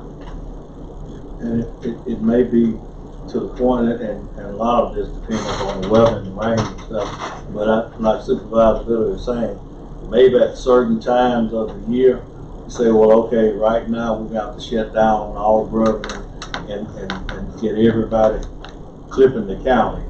Once that first round is made, we go back and, you know, is that sort of what you're scheduling? Yeah, to where, you know, where everything's cut and Yeah. trimmed. You know, where you got the, you know, the crews back behind the people that came and trimmed, they're scheduled to come over there and pick everything back up. You know, where you're cutting, you're picking, you cut, you know, and then you cut, you know, and then you got them coming back behind them cutting, you know, cutting everything. And, you know, keeping everything, you know, because with all the rain and all the flooding and stuff that's happened, all these, you know, the ditches and everything are just so full. And, you know, things are holding up water. I'm gonna tell you what happened to the ditches. I don't know what when that motor grader that left here that I bought when I was here before, I don't have, no. I had a cat motor grader with a ditcher on it for the gravel road. They can't go down through there and dip all these ditches out with a mini hoe. So we have a ditcher that would reach out and pull ditches. You can use it winter time, anytime. And if you want to see one, it sits going toward Jackson. I'm trying to think of the county, Lake County has one, and they'll sit out on the road. But we had a grader, a cat motor grader, that ditch at one time had been passed down through the years. It come out of District 4, and we bought another grader to put it on, updated it, and but you could pull ditches anytime you wanted to, whenever you got ready, because it sit in the road and it had a blade on the side that would reach out. It could reach out 10 feet and pull a ditch, but it left here, and I don't have that luxury anymore. And so that's why the ditches can't get pulled as fast as the material gets put back in them. Because anytime it comes to flood and rain and it's soft, you can't put a grader on the shoulder of a road when it's soft, because it'll be in the ditch. It'll go there. They heavy. And if it gets over on the shoulder, it's going to go in that ditch. Ain't no way to keep it out of there. But this machine was designed to reach out and you can set it in the middle of the road and it can pull a ditch. We don't have that anymore. And we had an old grader there, but I don't even know what one of those ditches would cost to put it back on there. Well, I mean, Definitely. that you get us the cost of one of those ditches. Definitely not. I didn't know we didn't have some. No, we don't have a ditcher anymore. We had a ditcher. You know, we got blower ditches, but you can't blow that stuff up on people's property. You just can't do it. We got them ditchers that blow it and it slings it out and it throws it up in the fence and all up in there. We need something to be able to pull that material back up in the road and spread it out. And you can't do it with a motor grader until it's dry summertime. No, it's in there clogging up culverts and everything. Yeah, and that's what happened. The ditches are basically full and you can't do nothing about it unless you send a mini out there. And you know how long it takes a minute to dip out a mile of road? A long time. That grader could ditch out a mile of road in about 30 minutes. I don't want the cost of the ditch. Well, I'm ready. Motion by Supervisor Little, second by Supervisor Carver, that we authorize our road manager to research the cost of a ditcher to attachment for our road grade. All It's in just an favor? attachment. It's an attachment that just goes on them. it bolts to the back of it and up to the front of it, and it sits on the side of it, and you just, it lets out. But we'll get you some stuff on it. It's a real handy tool, and you can send it around the county pulling out these gravel road ditches and paved roads. We'll definitely research. We need it back. Cause you can't manage these roads without something to get the dirt out of them once they clog up. I will get you that. I'll say this, what about, herbicide application being done? Are y'all seeing?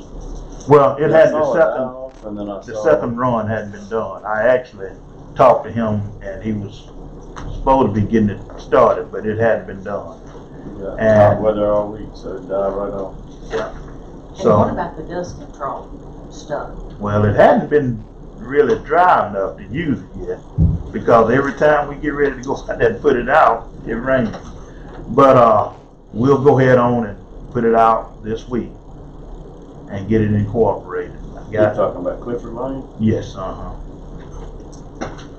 yeah, Clifford Lane, wherever else, it needs to go. Yeah, we'll go ahead on and get it put out, and that'll be the test run on it to see how it works. John Stark, Anything else for Thank you, Mr. President. Have you thought much about, and I'm sure you have, when we do the overlay, have you looked into the possibility of doing striping for these roads once we overlay it, once you overlay it? Well, that comes with a horse of a different color.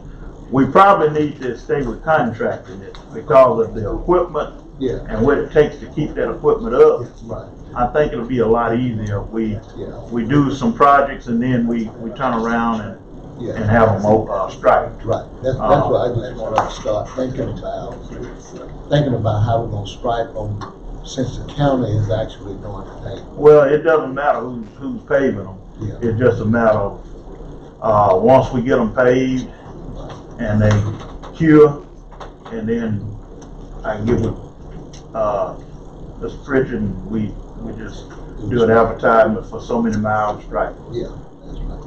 I'm gonna say Lisa Lane, did you get it finished up, graded down? No, we're gonna work on that. Hopefully Derek can work on it tomorrow. Or if he can't, I will. They can't get their mowers in and out of the yard. We'll go in there and grade that out, pull those shovels back up. I'll meet you there. All right. You know, you have those roads in B-Stop area that the four-wheelers been doing a lot of donuts on. Yeah, I'll talk to the sheriff about that. All right. Anything else? If not, we need a motion to acknowledge our road manager report. Motion by Supervisor Strange, second by Supervisor Williams. Any other discussion? Yeah, we'll do as much as we can on Mount Olive, Bethel, depending on the funding. Okay. All right. All in favor? Motion passes unanimously. Thank you, Mr. Connor. All right. Next we got Chief Deputy Maurice Johnson. Good morning, sir. Good morning. We don't have anything. Just want to say thank you all for everything you all do. Appreciate Thank you, sir. Thank you for what you do. County Administrator, Mr. Carpenter. Good morning. Good morning. Got a few items here. First on the report, I provided in your packet a document that outlined, did Vic run off? Ask Vic to step back in here. A document that outlines the conversation that Vic and I have been having regarding trying to formalize a mechanism for keeping up with all of the capital projects that we have going on, both budgeting and keeping up with them on a schedule. You know, I've heard a lot of conversation today about scheduling, and then also, you know, something that would provide for a dynamic 4-year road plan. I put that in your packet just so y'all could look over what we had discussed and kind of landed on. I don't have anything for a formal proposal at this point, but I wanted to show y'all the direction that we're looking at and ask if you had any comments or suggestions on that. And you can, Vic and I are trying to meet every Wednesday at 8:30. We're going to continue to work in this direction if it suits the board. How do you determine priority of projects? That's really what's the big question. That is a big question. Yeah. That's going to be on the responsible department head, which would be Vic or the county engineer, based upon the efficiency gain. You know, we had a lot of conversation here about sometimes it's easier to knock it out while you're there than to pick up and move, you know, somewhere else. All of those priorities and would be based on your guys' input, and of course Vic got to run the department, so ultimately I guess it's his decision. What role will county supervisors play in this process? Basically what we're trying to do is map out the same process that we have now, just capture it a little more formally and create a log whereby we're recording all of this information so that it can be reviewed and kept up with. So you propose a road just like you do now. You call, you know, talk to the responsible department head. They do you up an estimate, right? And then that estimate comes back, the board accepts it. It's basically the same process that we do. It's just a little more formal, and we're logging it and keeping track of it as we go. And then that would give, it would also feed into the 4-year road plan, making it a little more dynamic, giving us a document that we could hang out for the public on a regular basis as it's updated. So I'm really not proposing anything different than what we're doing now. We're just trying to do a better job of documenting the process and working through updating this log. And once this thing runs for a while, we'll have a lot of good history. We need, one of the things I took away from this meeting is we need to document how many miles of road, you know, that's involved in these projects. I think that's something that y'all would be interested to know. We'll document the cost as the projects are completed. That's going to help Ms. Collier work through her capitalization of road projects at the end of each year. So it's just a lot of good things I think can come from this. And I wanted to include y'all in on the front. If you have any recommendations, Vic and I'd be very interested to hear any thoughts, concerns, or recommendations that you have as we try to move through this.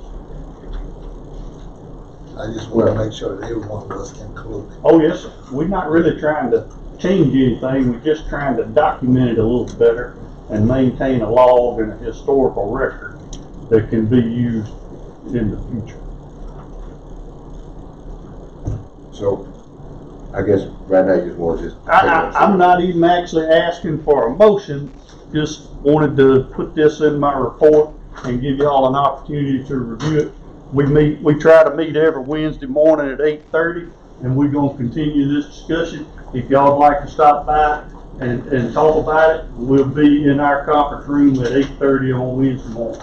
Well, since you mentioned that, don't this board need to engage some group, a firm, to just do an assessment of all the roads in Ottawa County? And then what this board does is that, you know, in my mind, and there's 3,069 counties out there in America.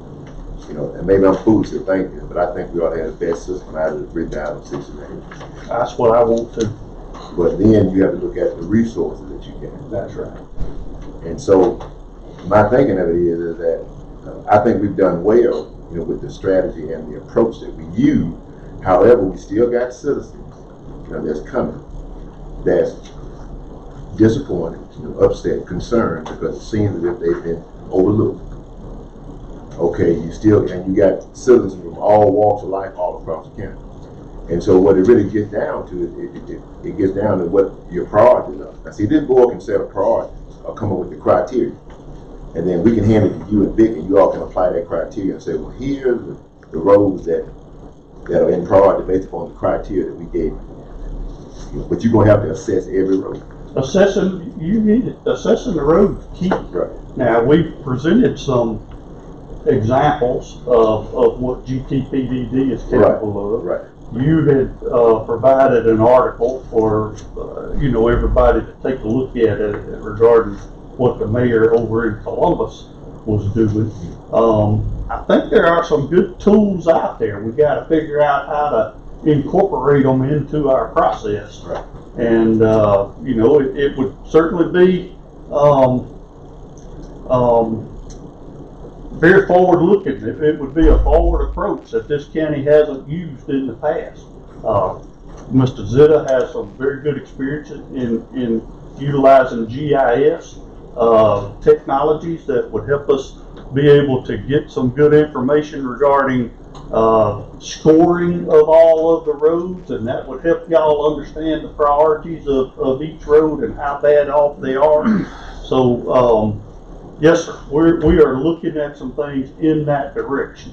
But then what I presented to you today is just a real high level concept that Vic and I are going to flesh out as it relates to capturing a lot of the information that occurs in this meeting, right? And it happens very fast and furious. And so we're wanting to document it in a better way and log it so that we have the history and the budget information and the capitalization information, so that when a project is closed out, we can go back and look, okay, 2 miles of road under this scope of work cost us X number of dollars.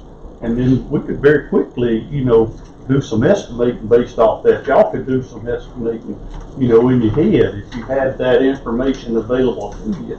And right now, we're not really tracking that information in a way that is beneficial to me, to Ms. Collier, to Vic, and to all of y'all. So we're trying to figure out how to approach it in a different way that results in having this information, the historical value, and also informing the public.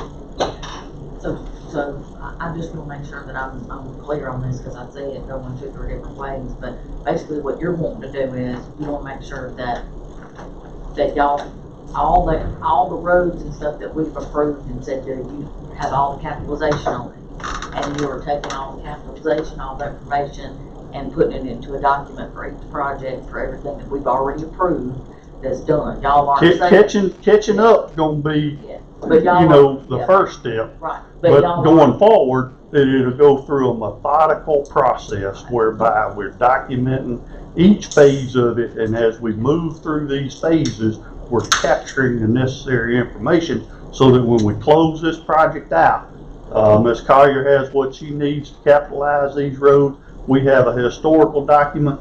If Vic does a good job of scheduling it, then you'll know once it's been approved and budgeted when you can anticipate the road being worked on.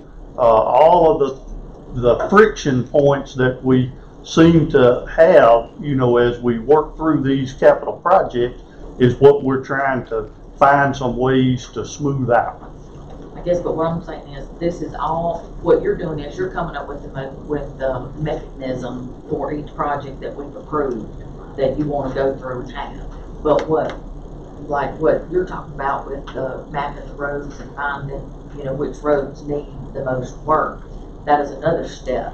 That's gonna be another process Yes, that we would have to do, you know, either annually or biannually. It wouldn't necessarily be a part of this. This starts after we've identified the projects that we want to work on. Like whatever we've approved, that's what I'm trying to make sure, like whatever we've done and we've approved y'all to work on, basically what you're saying is this is your, paperwork. That everything that road consists of, you're gonna have a file on it. This is your file for each road, for everything that is, but it's just your way of saying you want A, B, C, D, E, F in that file. Yes. Okay, that's what I'm making sure that we have. We're just gonna have a file on each road that the board has approved. Yes, ma'am. Okay, and then our next step would be if we want to do the GSI stuff or whatever we decide, and we can decide on what roads were, you know, the worst roads off, and we start on them, but reevaluate them every year because some roads can get worse. You know. There are some high-tech opportunities out there that we have locally in GTPDD that we need to try to figure out how to take advantage of for certain. Related to your priority comment.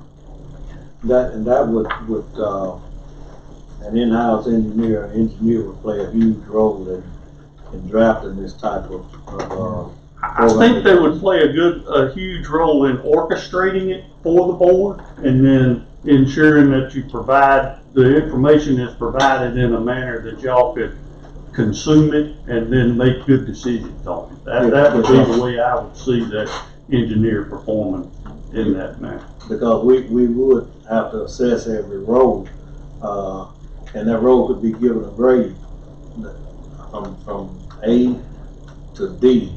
1 to 100, however you wanted to approach it. Yes. D grade road is in bad shape that needs immediate attention.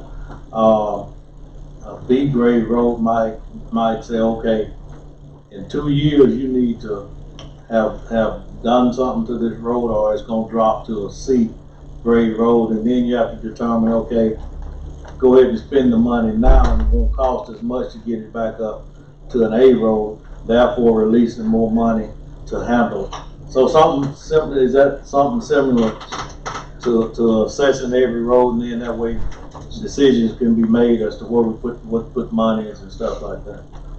Well, I think in theory that's fine, but really what it comes back to is that and we had a discussion today with what we're doing, because it seems like, and I know we operate on the unit system, but you got to get back to what it rubber meets the road. If this board came in District 2, the district that elected me, and say, well, look, I know these people elected you, but here's what you need, here's what we're going to do as a board in District 2. Now, under normal circumstances, a person might get offended because they'll say, well, I represent District 2, they sent me up here. But the bottom line of it is, and it happens right now, it happens all the time, you know, with some of the priorities that I see. But when I incorporate Vic and I incorporate Clyde into it, they see something different. They do it to me all the time. But I don't challenge that because it's still helping the folks in District 2. You see what I'm saying? So you got to start somewhere. But what we have to do, when we get money, we want to split it even, because we're afraid that we're not going to get as much. But my strategy is that we got to look at what's good for this county as a whole and remove this county. But that's what I was talking about, assessing the roads and. But we shouldn't feel slighted if it seems like a lot of work has been done at one point at this particular junction. And what that does is that really kind of throws everything off kilter. So what I'm saying is that when we get funding, like right now, I got, how much I got in my road? Well, now you ain't got to look. How long have I had it in? Since that money should have been spent, man. We get these bids out. See, I should have had all that money spent. But that's not the board's fault. I know. That's fault upon the board. I know, because you gotta get engineering, you gotta get bids out, you gotta get contracts signed, you gotta you gotta get contractors on the job. I know. So it's not the board's fault. And I should have that money spent, and I'm asking for more, but I ain't spent what I got. Well, So you see what kind of I dilemma I'm in? understand that, And but that's we, why I said I wanted to try to get You those see, people. that to money get should have been hurt. spent, and we ought to be working on some more projects. I don't Ought to get some more disagree money. with that, but But I mean, what I'm I'm just- saying is, I'm it's saying not we the come in, board. It ain't gonna fall on y'all. Yeah, it's not the board's fault. But I think you was talking about, because listen, we've done well We have. at steering growth. But it's done got to the point to where the growth is starting to steer us now. Yeah, it is. And so the five of us sitting here at this table making these decisions, it's outgrown that. It's outgrown that. It's time to start putting some things in place like what Mr. Carpenter is talking about. That's gonna help us make these decisions. So that's I totally agree. I mean, I can't go against what he's saying, because if it's gonna improve it, I mean, who can kick against improvement? I know, and it is hard, for everybody, especially when things have been going, everybody's been used to doing things one way, and now things are changing, and that's why I'm very grateful that, that we, went ahead and approved, getting, some new people added on, and I know, there's been a lot of challenges and stuff. And that's another discussion we can talk about. We'll talk about that a little later with the new people we bring. But I think that that it's gonna help us, because our growth is crazy. And, and we need the right, people in place to help us navigate it, like an engineer we were talking about. But I'm hoping that if we could get, I guess what I'm saying, we're all running around trying to patch. But if we were on a schedule of maintenance in everywhere, all over, I think it would help our roads and everything else tremendously when you got a culvert that needs to be replaced or a cross drain that needs to be replaced, and it doesn't get replaced until a year later, and it's already dug down in the road and the road's all messed up from it. I think if our maintenance was, handled, because I think we're running here and taking a crew and running that, we're trying to hit the hot spots, whoever's, whatever's burning is where we're going, instead of us having a direction. We're very reactive instead of proactive. And I think we need to get proactive and get some of these roads and stuff, just the general maintenance and cleanup and everything taken care of, so we can see the true, what the road's really gonna look like, what else really may need to get done, on it. Because we got a lot of work to do. Preventive type maintenance stays a lot down the road. Yes. But I think all this conversation is good, because if we start to put some things in place that's gonna help us make decisions, then you start to avoid those issues like what happened out at Blackjack, when all of these apartment complexes was all of a sudden built on Blackjack Road, and then all the issues that came with that was dumped on the county and dumped in the county's lap, and we had to scramble and try to find money, put in slip lanes and things like that. That's why I make the statement that growth is starting to steer us now. So we've got to. I like the approach. I like the approach that Mr. Carpenter is coming with. I think things like this is going to help. Again, I don't know who will be sitting in these seats in the future, but I think it's something that's going to help future boards. And speaking about that, Slaughter and Associates is supposed to have already been back with their plan. Yeah. And I saw him at the thing, and he said he was coming. I haven't heard from them. We need to get them on our agenda to come back and finish whatever they were supposed to be doing. I think they're coming. I just hope we're ready to move forward, and not like we did last time, put it on the chip. Well, we have to move forward. We have to move forward. We can't, as everybody in here sees and all the obstacles we have, we've got to move forward. It's gonna be difficult, and we're all just gonna have to work together real close and make sure that things happen the way they're supposed to, because we got a big county. And there's lots of stuff going on, and and we're growing, and I want us all to grow together and have everything, you know, the way it's supposed to be for the entire county, you know, for all of us. When was that original comprehensive? 2012, 2013? 14. 2014. Now it's So it, might be 11 years later, it's a completely different county than what it was. You know, so. But could you check on Slaughter and Associates? and Yes, see ma'am, when I they're made a coming? note. And ask that we want Mike Slaughter to come himself. So, Mr. Carpenter, you need just a motion to continue to draft this, or just wanted to? I just wanted to get some input from the board and invite y'all to, any of you that would like to attend, the discussions that Vic and I are gonna have on Wednesdays at 8:30 in the morning as we try and draft this thing, put some specificity to it. But I didn't want it to run too far down the road if y'all had some objections that I needed to be aware of. I think it's a helpful document, that's being prepared. I think it'll be good to sort of keep the board informed as you go along, like what you're doing now. So I'm in favor of it. I do like to, the idea of having available maintenance crew in each one of our districts, more accessible. It costs some money. Yeah, I know. We gotta have equipment. We don't, What we just don't have enough equipment to do it right now.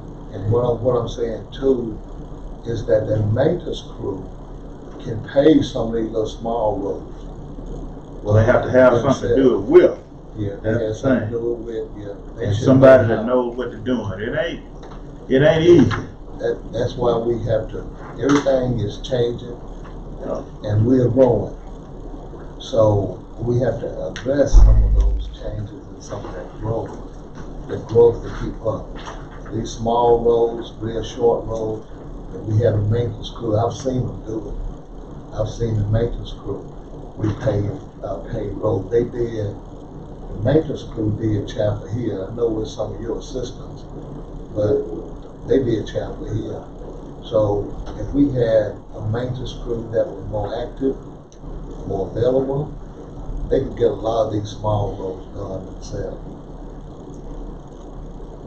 So I would like for us to look at having more maintenance crew in our district to do more work. Or at least have it scheduled and tells everybody where all the crews are going and, you know. So you're looking at going 4 maintenance crews to 5. You're looking at putting 1 in each district. Or at least putting a good schedule together. But we need it. I mean, we need it. I'm just trying to give Victor some directive on what he needs to kind of put together. And paving roads, overlaying roads is great, but I think a lot of times we overlook true maintenance, cleaning out ditches and clipping limbs back and things of that nature. That helps the life on the road when good sunshine can get into it, good drainage so water's not sitting in the ditches, eating away the base of your road. So, you know, just things like that. We challenge our road manager to sit down with our county engineer, doing your Wednesday meeting, maybe talk about what it look like putting together another maintenance shop, the cost of it, personnel, the issues that it might be. It's all about the money. It's all about the money.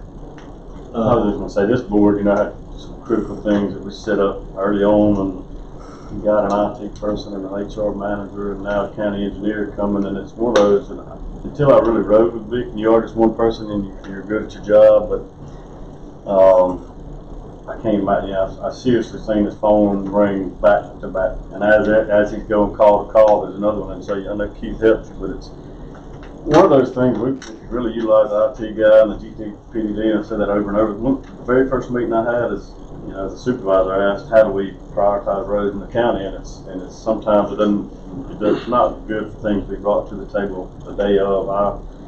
The city, I don't really do that here, but the city alderman, I was always brought to the table, we would table it and bring it to the next meeting, unless it was time sensitive, emergency nature. But I think you're on point with what, you know, I keep going through these white papers that you're writing, and the hospital synopsis was the first one. The ambulance service synopsis was the first one I saw, and I know that you're now at this point starting to grasp how big this system works, and it helps us as elected officials. But the reality is, Vic's kind of put in the middle between all of us that fight for his time. And if there's anything we can do to help you, then I think at the end of the day, we understand how big this is. And I told y'all early on, I said, I didn't, y'all can't see your phone hasn't started ringing yet. Well, now it's 2.5 years into it. The phone's ringing every day, all day. And it's, and we're very, like all of y'all know more than I do, we're very reactive. Where the smoke's at, we try to go there and fix that problem. But I feel like with this flooding, if that's something that we can get you one attachment, and that's what the problem is. But, I've had individuals that are, we had some major flooding, and you can get into discussion of when and where and why, but I think it's going to keep happening. And so, these cross-drain reports and things like that. This board is doing, I promise you, is doing all we can do with what we've been given. But if we need to give a little bit more, and the whole thing is to be efficient and effective and determine the best strategy. So that's why I had some of those conversations out of the beat system, but still, we're on the direction and to make a plan, and we can adjust the plan. And I see you doing that. You're making a plan, and it will get tweaked, a lot of ways down the road. But this board is seeing that, and hopefully the citizens are seeing that too. I'm hearing a lot of good things. So, how you?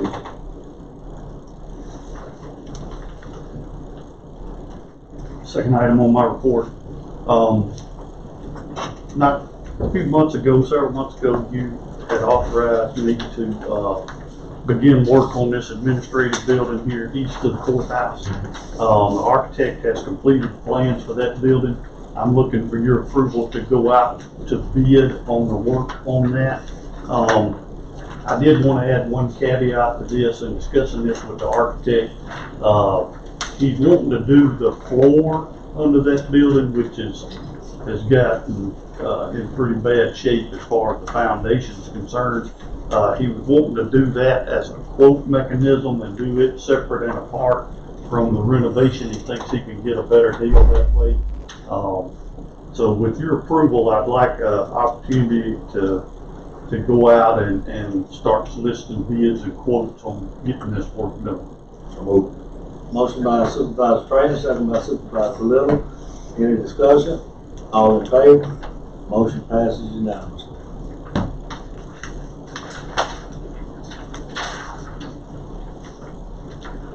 Third item on the agenda is the invoices for the month. I'll be happy to try and entertain any questions that you may have regarding these.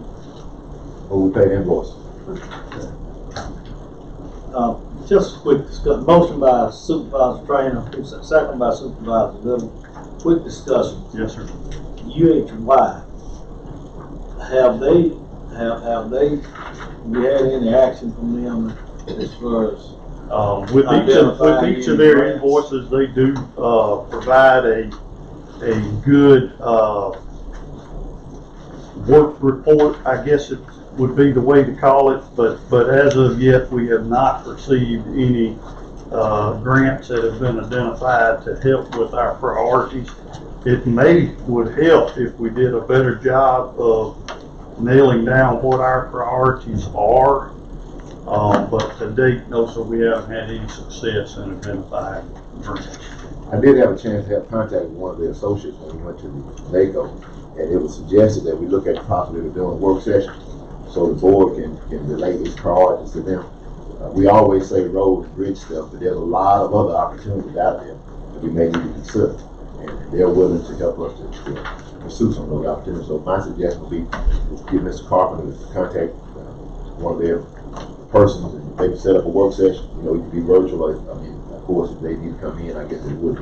Probably virtual, and then we can kind of go through a scenario and let them identify. And then also, if you got some other things other than some of the traditional stuff that you want to look at, they want to know that too, because there's plenty of opportunity out there. Even though the budget has been accepted, and there have been some major changes in the budget, there's still a lot of major opportunities. And to piggyback off of that, I think it's time we schedule a trip to Washington. Yeah, I see that. Pickering report. Pickering? Yeah, I think it's time. I think we need to schedule some trips. And minimum once a year. Minimum. Yeah. I think it was suggested about something in the fall. Minimum, yeah, minimum. Motion by, any other discussion? Yeah, we All have in- a report on that grant, the federal grant for, Bluff Lake. We have not received any information back regarding that, but it was submitted. That's okay. But to date, I haven't heard back. Okay, thank you. Any other discussion? All in favor of paying the invoices? Motion passes unanimously. The next item on the agenda, and bear with me, this is the last item on the agenda, but we've had several walk-ons that I'm gonna try and address, so just bear with me. It are the payroll changes that were submitted for, since the last meeting. Motion for approval of payroll change. Motion by Supervisor Williams, second by Supervisor Trainer. Any discussion? Discussion? I do, I was wondering, I think that they're here, like, is this a total department, increase for a whole one department? Yes, ma'am. Is that not budget? It is. If you're gonna get into any names, I prefer us going to executive session on that particular issue, just so that we're not saying names or anything like that. It is a personnel issue. Now, if you can do this as well, I mean, no big deal. To even discuss anything, we need to go into executive session. If you're gonna talk about any names, if any names pop up. She just mentioned department, she didn't mention anybody.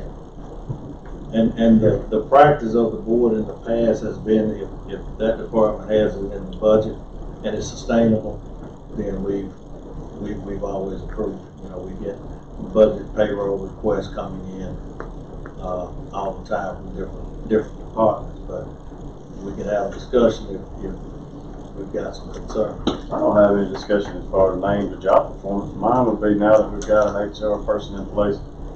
I'm asking, so I don't know, does the department head make a request, and then if it's sustainable within the budget, we grant it based on full request, or is it, how does the history work for that? Like if the department head wants to, have a pay increase for the whole staff, is there something we compare to over their counties of comparable sizes, or is it, how do those figures come up? You just do whatever research you need to do in order for you to make your decision as far as which way you want to go, whether it's supported or not.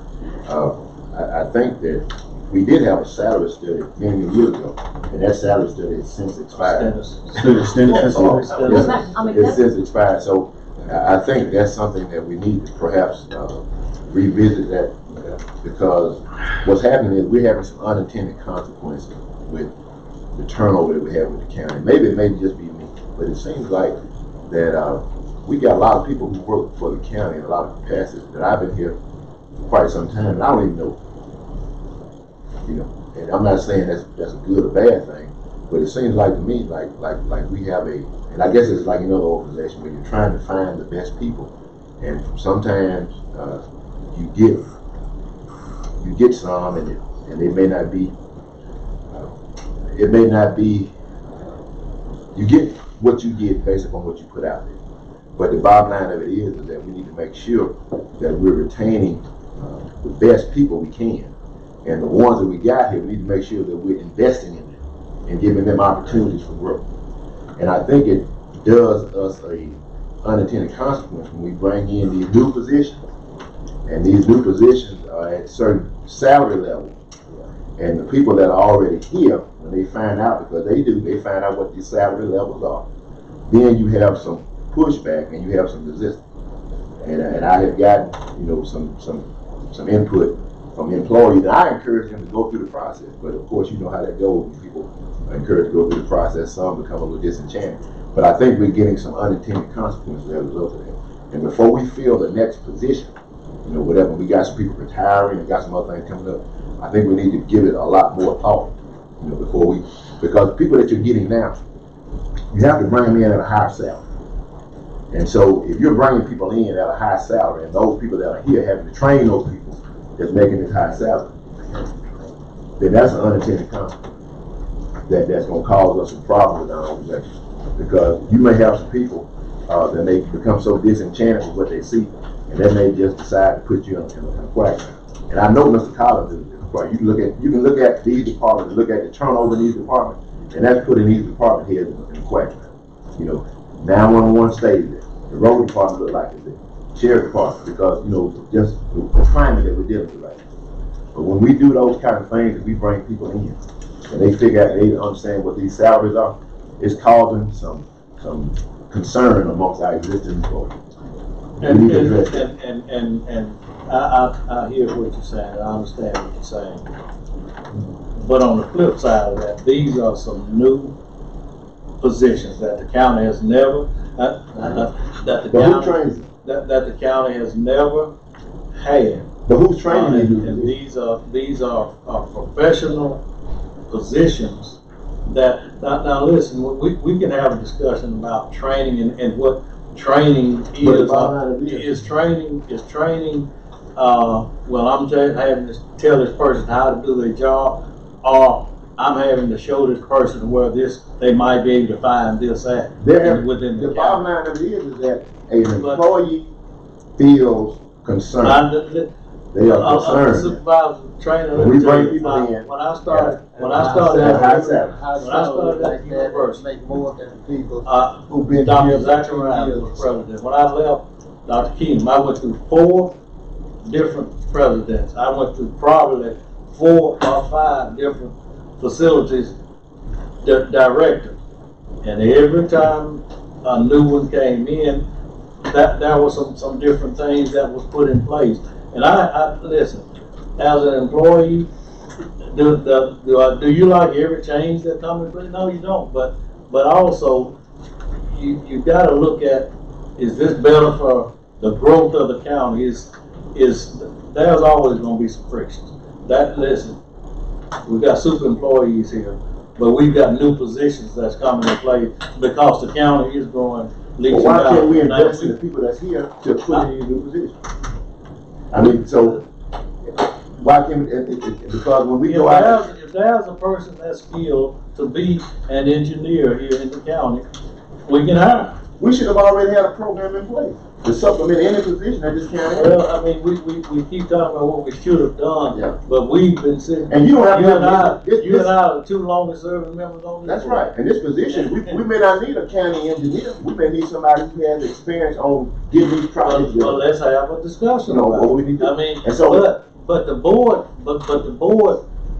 voted unanimously to hire these positions at these salaries. I know, but the unintended consequence is you're going to jeopardize your existing impact that you have with your existing employee unless you find a way to equalize their salaries and bring them. Because see, people you hire now, you're going to have to hire them at higher salary. But you don't want to discourage the people you got here by keeping them in low salary. You know what our road manager, Mr. Collins, and listen, I'm gonna say this. We got great employees in the road department. But we don't have the level of skilled employees in the road department now that we had when I first came on this board. We do not have the employees that Mr. Collins can send this way to build a road, that way to build a road. Mr. Collins right now have to be at every single project almost. Now I said that to say this. If he want to attract those type of employees that he used to have, you can get ready to spend the money. Now, if he bring one in, make it more than an employee he's got now, well, you know, if you were able to do that job and you were already here, you should have been in that position. You should just be moved into that position just because you were here. I mean, you got to go out and get what you need to be efficient in your road department and relieve some of the pressure off of Mr. Collins. Now, there are some people out there that he could go get that he could just send and build a road, but you're gonna pay him. Well, it's gonna cost at least what it costs. Well, I mean, I understand. It's gonna cost at least what it costs. So why should we try to get the best and put in the position? But at the same time, if we're hiring these people right here and starting them, the salaries on here are higher than any of the salaries of those people that we had when they retired. So we're paying more and getting less. Why is that? 10, 15 years ago. But I'm just saying, we're paying more and getting less. That should be. But what I'm saying is, we hired 4 department heads that nobody's been here to do any of those positions. So we just hired them, gave them a big salary, and just said, well, you just do what you want. No, we hired them to start those departments, because we don't have an engineer, we don't have an engineer. We didn't hire an department. engineer. Right, but I'm just saying, that's what they were hired for, an HR person. We don't, the county doesn't have an HR But person. HR was being done by who? By about 3 different people. That's what I'm saying. But what I'm saying is that all has to go, but none of those 3 people knew the law, knew how it was supposed to Wait, work. hold on now. How were they keeping us in compliance and they didn't know the Well, law? how many lawsuits we got? Well, that lawsuit, that's got nothing to do with anything. That doesn't have anything. How we keep staying afloat before we hire these people? These people that didn't know anything, you say, are training some of these individuals that you claim. Okay, I need some clarification on what. Let me say too, with the Tell me what person the that, training is. Tell me- Because I keep hearing that. Tell I me- need some specifics on what they're doing to train the new employees. well, giving information, I think they we need need to go to be into able to do closed the session, job. determine need for. Giving the information. they No, need. Motion by supervisor. Now, we can just keep going, we ain't gotta go into executive, because we got bills we gotta take care of, we just let it, I just let it rest. Now, we've We're got. talking we about did- the person, we're talking about payroll change. Yeah, we got payroll Talking about changes. payroll We change. got a motion second on that. Yeah. And I'd like to speak on that because just this department here rarely asks for any kind of increase. And that's at the, Look, when I'm we not. do a budget, Yeah, when we do a budget, yeah, I was wondering about the budget and stuff, they are but, content. yeah. Rarely ask for any type of increase at all. And this person is well trained with a business degree. With a business degree and many years of experience. So well deserved.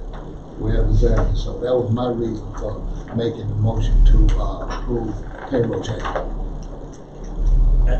Go. I would just say this, we use Stennis Institute, and we have done it,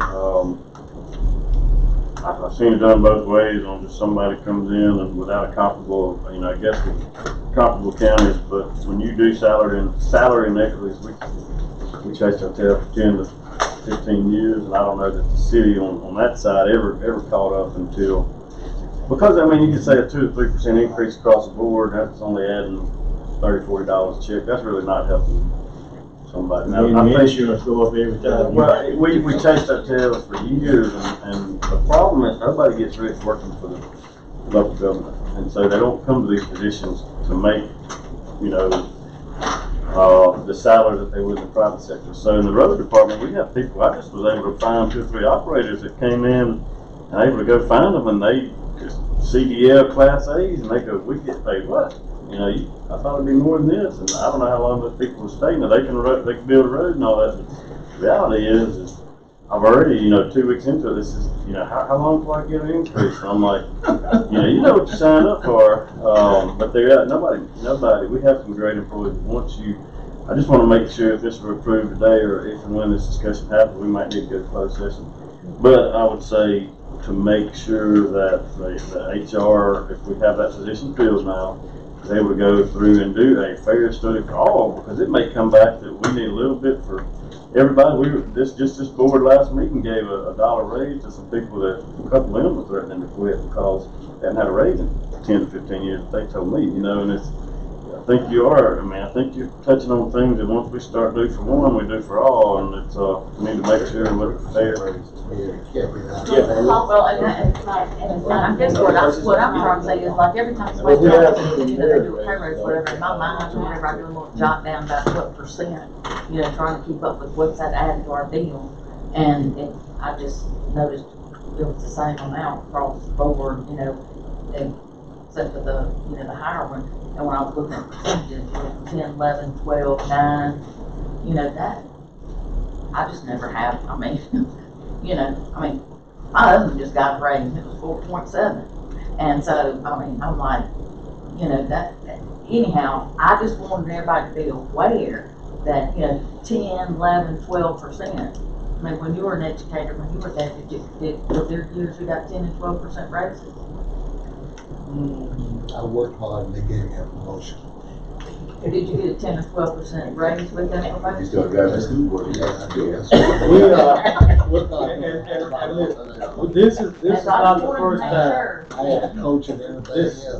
This is not the first time that a request like this has come before. Oh, yeah. Now, like, we got this action in front of us, but like Supervisor Carver said, going forward, if we want to change the policy on how we, view raises and do a study, like you recommend. Like we've already did before. We can, but in the past, and again, that's sort of goes back to what I said.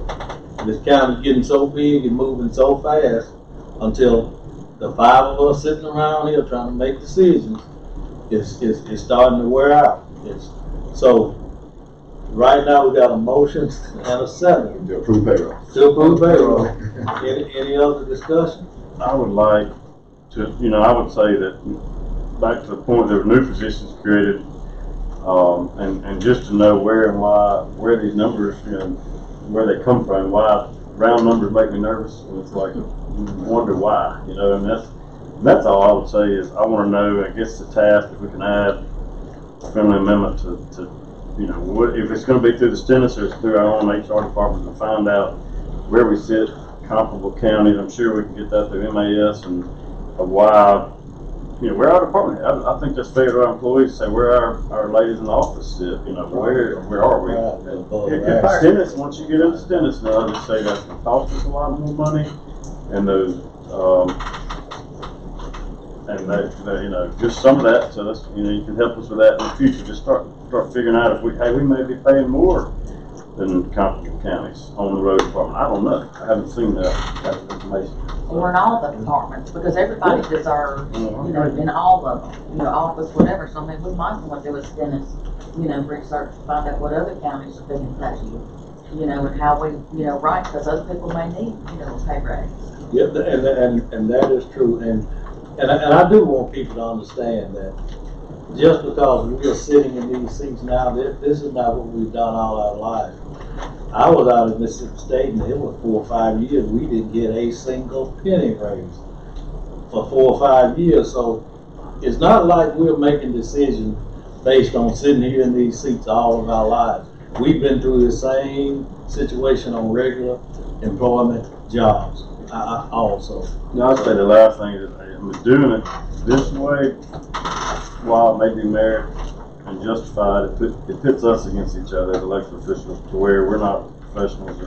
I can make a decision on it, but I'm not a professional that gathers data, and I don't think that's fair to us as elected officials to argue over what somebody's going to make without any professional due diligence. So you all understand where I'm going with that? I do. We need some backup data. I'll support this today, but I just don't think it's fair for us to put each other against each other on employee by employee case. So we need a motion to approve payroll changes. All in favor? Motion passes. And now, if you want to make a motion that we do a salary, okay, motion passes for if we need a motion now to have a salary study done, and this would be incorporated through our human resource department, we can certainly do so. I'll make a motion that we task the HR department and the CAO to Time out. You had some information that came from the state on something. I'm not saying they're going to do this. I do think they need to hear some of the information that you talked about in the past. You are correct that the county does not perform its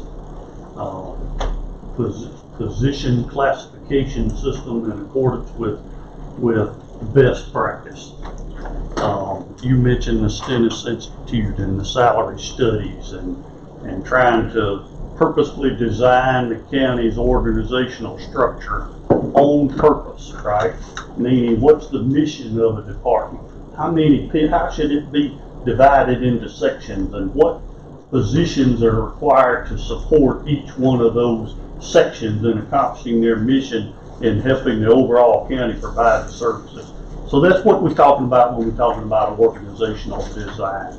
Now, the classification system is what then supports you in trying to determine what you should pay someone, right? What's the market rate for positions? In order to get there, you got to design it. You got to figure out the position descriptions for each of those positions. And then once you know the position descriptions, you can translate that over into the classification system. And if any of you worked in the public sector, whether it be at Mississippi State University for the state of Mississippi, for lots of organizations, the Hospital Baptist even brought it up. They have grades, right? And so you take each position, you classify it out, you place it into the grade structure, and the grades determine minimum, market, and max. Now the state of Mississippi has already designed something called the SEC Squared Project. And one of the things that I've been looking into and trying that I think would be wise to have some in-depth discussions during a working session to avoid having to what would you call it, contract with the Stennis Institute and pay over and over again to try and keep these grades and classifications all up to date, which I don't think the county has the manpower or the ability to maintain a sophisticated classification system. The state of Mississippi's already cracked this code. They've got SEC Squared already on the books. It's already on the websites. Just like we piggyback off of the state of Mississippi's travel manuals, right, and use their forms and their processes, I'm wanting us to explore piggybacking off of the state of Mississippi's SEC Squared project. And I would encourage you to go out to MSPB's website. I would encourage you to look at the job families that they have, and then each, or occupational groups is what they have first. You dig into an occupational group and they've got job families. So if you dug into the business and finance, you would find business managers, accountants, administrative assistants, those kinds of positions. Then when you click on, say, the accountant's job family, what you would find is you'd find accountant technician 1, 2, 3, and then you'd find accountant 1, 2, 3, accountant team lead, accountant supervisor, and then you would look at the positions that we have and you'd classify them into that. And they've already done all the studies. They've looked at Arkansas, Tennessee, Alabama. They've looked statewide, with statewide getting the highest priority of determining the minimum markets and maxes. And then they classified each one of these generic positions into one of those classifications. And that's how the salary range is determined. And I'd like for this county to consider, to explore those opportunities, to give me and our new HR manager the opportunity to dig deeply into that and make sure we understand it. And I'd like to come back to the board at a future date, hopefully fairly soon. We've got to give our new HR manager, director, an opportunity to kind of get her feet planted, and then come back to this board with a proposal to piggyback off of SEC Squared to address some of the concerns that you've mentioned here at this table. Supervisor, that's sort of what you were alluding to, right? Hey, I don't have a problem with it. You say SEC Squared? That's what they call it, yes, sir. I don't know exactly. Well, yeah, I guess you'll send some information on it, so I don't have I'll be happy to send you some additional information. I Most believe, of my supervisors, yeah. let me second about supervisor training discussion. I believe it will also have educational requirements attached to it. Oh, yes, sir. If you dig into that SEC Squared, it's got a lot of information. Yes, sir. Yeah, I've researched that before, being a school person. And they do have educational requirements attached to it. Yes, sir. And it does have not only educational requirements, but work experience. It's got some work experience. It's got a generic job description. Now you have to flesh out individual working titles and what those would do, and then you try to work that back into the generic ones. But I'm telling you, there's no reason to invent this wheel. There is a very professional best practice system out there available to us that's publicly available at the Mississippi State Personnel Board. Of course, your conclusion will be available for us to go and do that same research or look into it and try to come up with, yes, that's the right that's the right thing to conclude.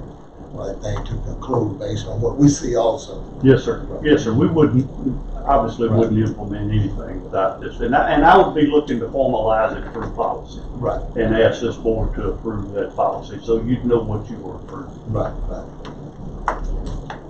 It's a point of discussion. I'm gonna, today was a increase based on merit, but not really comparable to the new position hire. So in the meantime, I'm saying, I don't know how you do that. I'm not gonna vote for any more current, because you can open this up and current employees coming and making requests until we get this, SEC study done and all that. So I'm just saying, personally, as myself, I would rather wait till we get that done before anything else were to happen and transpire.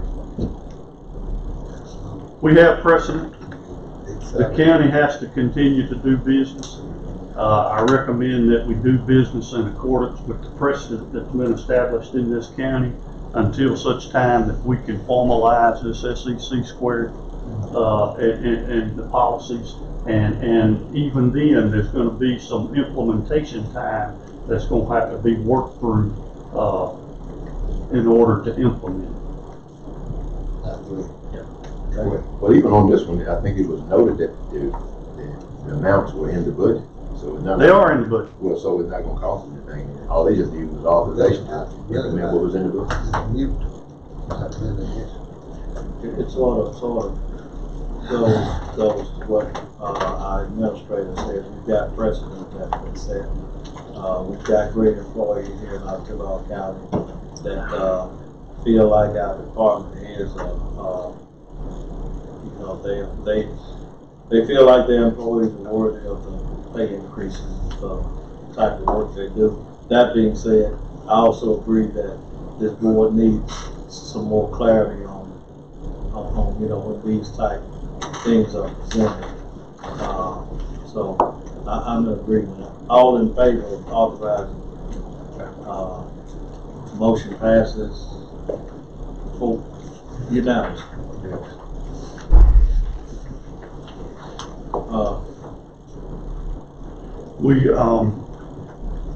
I've got a few walk-ons. I apologize for not having them in your packet. They were presented to me on Friday, or even as late as Friday afternoon in some cases. I feel like they are important enough to bring to the board's attention so that we can move on them. And then they're also not a controversial nature, so therefore I don't think there'll be much discussion. The first item that I'd like to present to you is a board order for an inter-fund transfer that's coming to us from our comptroller, Miss Deanna Collier. Deanna, if you'd like to tell us what this is. To be fair, the funds were just deposited into the account on Friday. Yes, so I didn't mean to insinuate that she had. That's why this was presented Friday. We have received our use tax funds for July, and a portion y'all are using those funds for the bond. So we just need to transfer our next payment, which is due in September, in this amount to that fund so that I can make those payments in return for the bond. Because you take quarterly or? Twice a year, January and July. And that second page is actually the amount of use tax funds that we received in July. You need this in form of a motion? Yes, please. Yes, the board, if you have. Motion by Supervisor Carver, second by Supervisor Trainer. Any other discussion? All in favor? Motion passes unanimously. The next item on my walk-on list is some information that's coming from Butler Snow and Raymond James regarding the purchase agreement. They would like to, for this board to set a meeting date of the morning of the 25th so that they can bring to this board the latest draft of the purchase agreement. 25th is a Friday. We can say 9 o'clock. They just said the morning.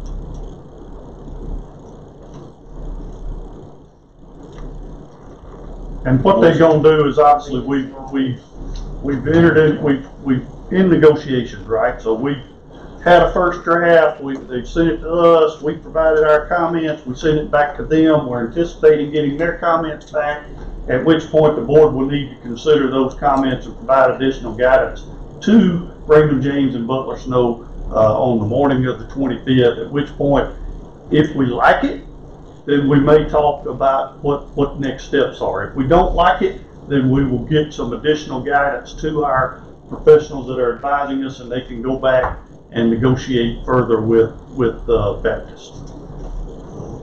Need a motion to. So this says, okay, yes, the 25th. I know I saw something about the 24th. Yeah, so it got into a bunch of discussion. Our board attorney's going to be out of town. They wanted to do it the 24th. We landed on the 25th. Can we do, they suggested 1 p.m. Can we do that? If you would prefer, we can do 1 p.m. That's entirely up to y'all. If it is, I'll have to be virtual. Because I know we got virtual capability, if somebody be on virtual. Yes, sir. We will figure it out. Make it 9 o'clock? I'll probably have to be virtual too if it's gonna be late. One night, 9 o'clock. 8 o'clock. Get it, yeah, let's get it over with. I'd like to do virtual. Okay. So I got lost. So 9 o'clock, and the ones that have to do virtual, give them virtual access. Okay. 9 to 5, that's gonna be better. 9 o'clock. All right. 0900 on morning of the 25th. Our IT director will be providing some information regarding virtual attendance. It may get a little tricky. So Motion by Supervisor Tran, second by Supervisor Little. All in favor meeting for the 25th and that. Motion passes unanimously. This information was provided to me by our board attorney. It's related to some resolutions regarding the Tom Bigby River Water Management District. I'm trying to remember what these projects were. I think one of them is the subject. I had my head wrapped around it, but because it didn't get put on the agenda, I didn't do a good job of documenting. So they want to do a project on Big Creek, and then there's another project that they're wanting to do in Whispering Pines. Yes, that's the name I was trying to think of. Actually, 3 projects. I don't think so. You got Sanders Road. Sanders is in the middle. 3.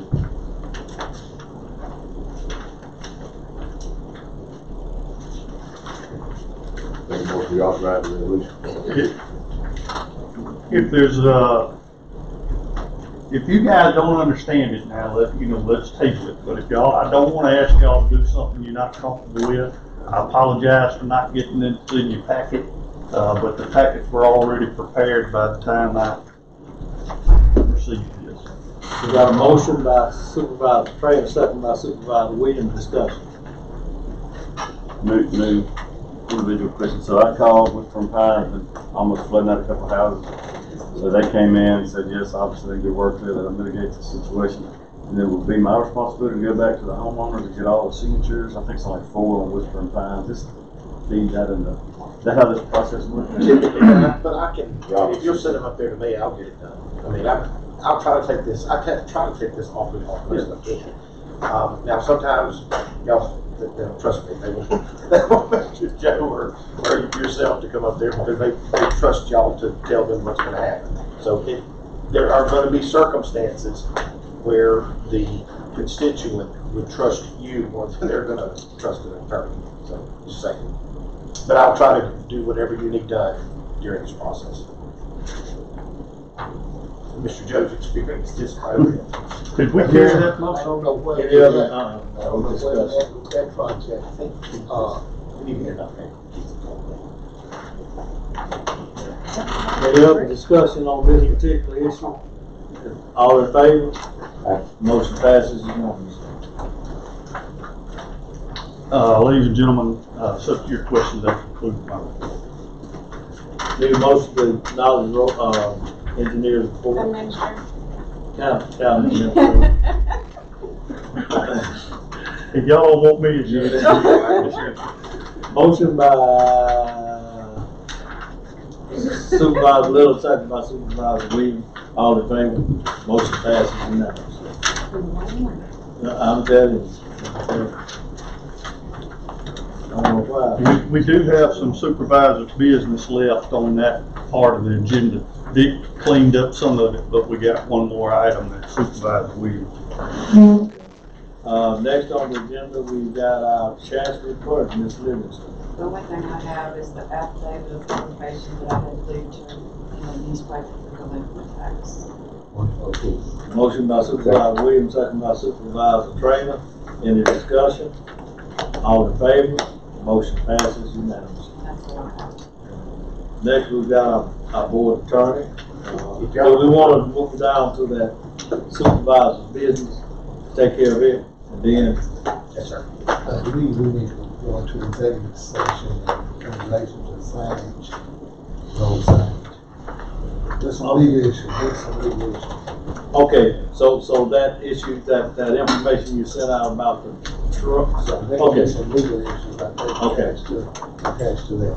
Okay, so we need a motion to go into. I didn't realize that was gonna be an executive session. Need a motion to go into closed session to determine if we need to go into executive session to. And the issues will be a lawsuit, actually a couple of lawsuits, and I'm gonna go over a ethics commission thing that came through that could have legal implications to it too as well. So it's lawsuits and legal implications and dealing with a road and signage in Mr. Joe's district, as well as a sheriff's department lawsuit personnel. Okay, and discussion of county, future county assets. Yes, sir, and future, yes, dealing with property and that we own, sir. And please don't leave off in your reasoning the conversations that we're gonna have about the emergency management agency and personnel actions and that. There's personnel actions as well as tied to the night. Yes. Okay, all in favor? I'll make that Okay, motion by Supervisor Williams, second by Supervisor Little, that we have a closed session to determine if we need to go into executive session. All in favor? Motion passes unanimously. We need a motion to go into executive session. Motion by Supervisor Williams, second by Supervisor Trainer. All in favor? Motion passes unanimously. So do you all want to go ahead and handle Ms. Christian's? Okay.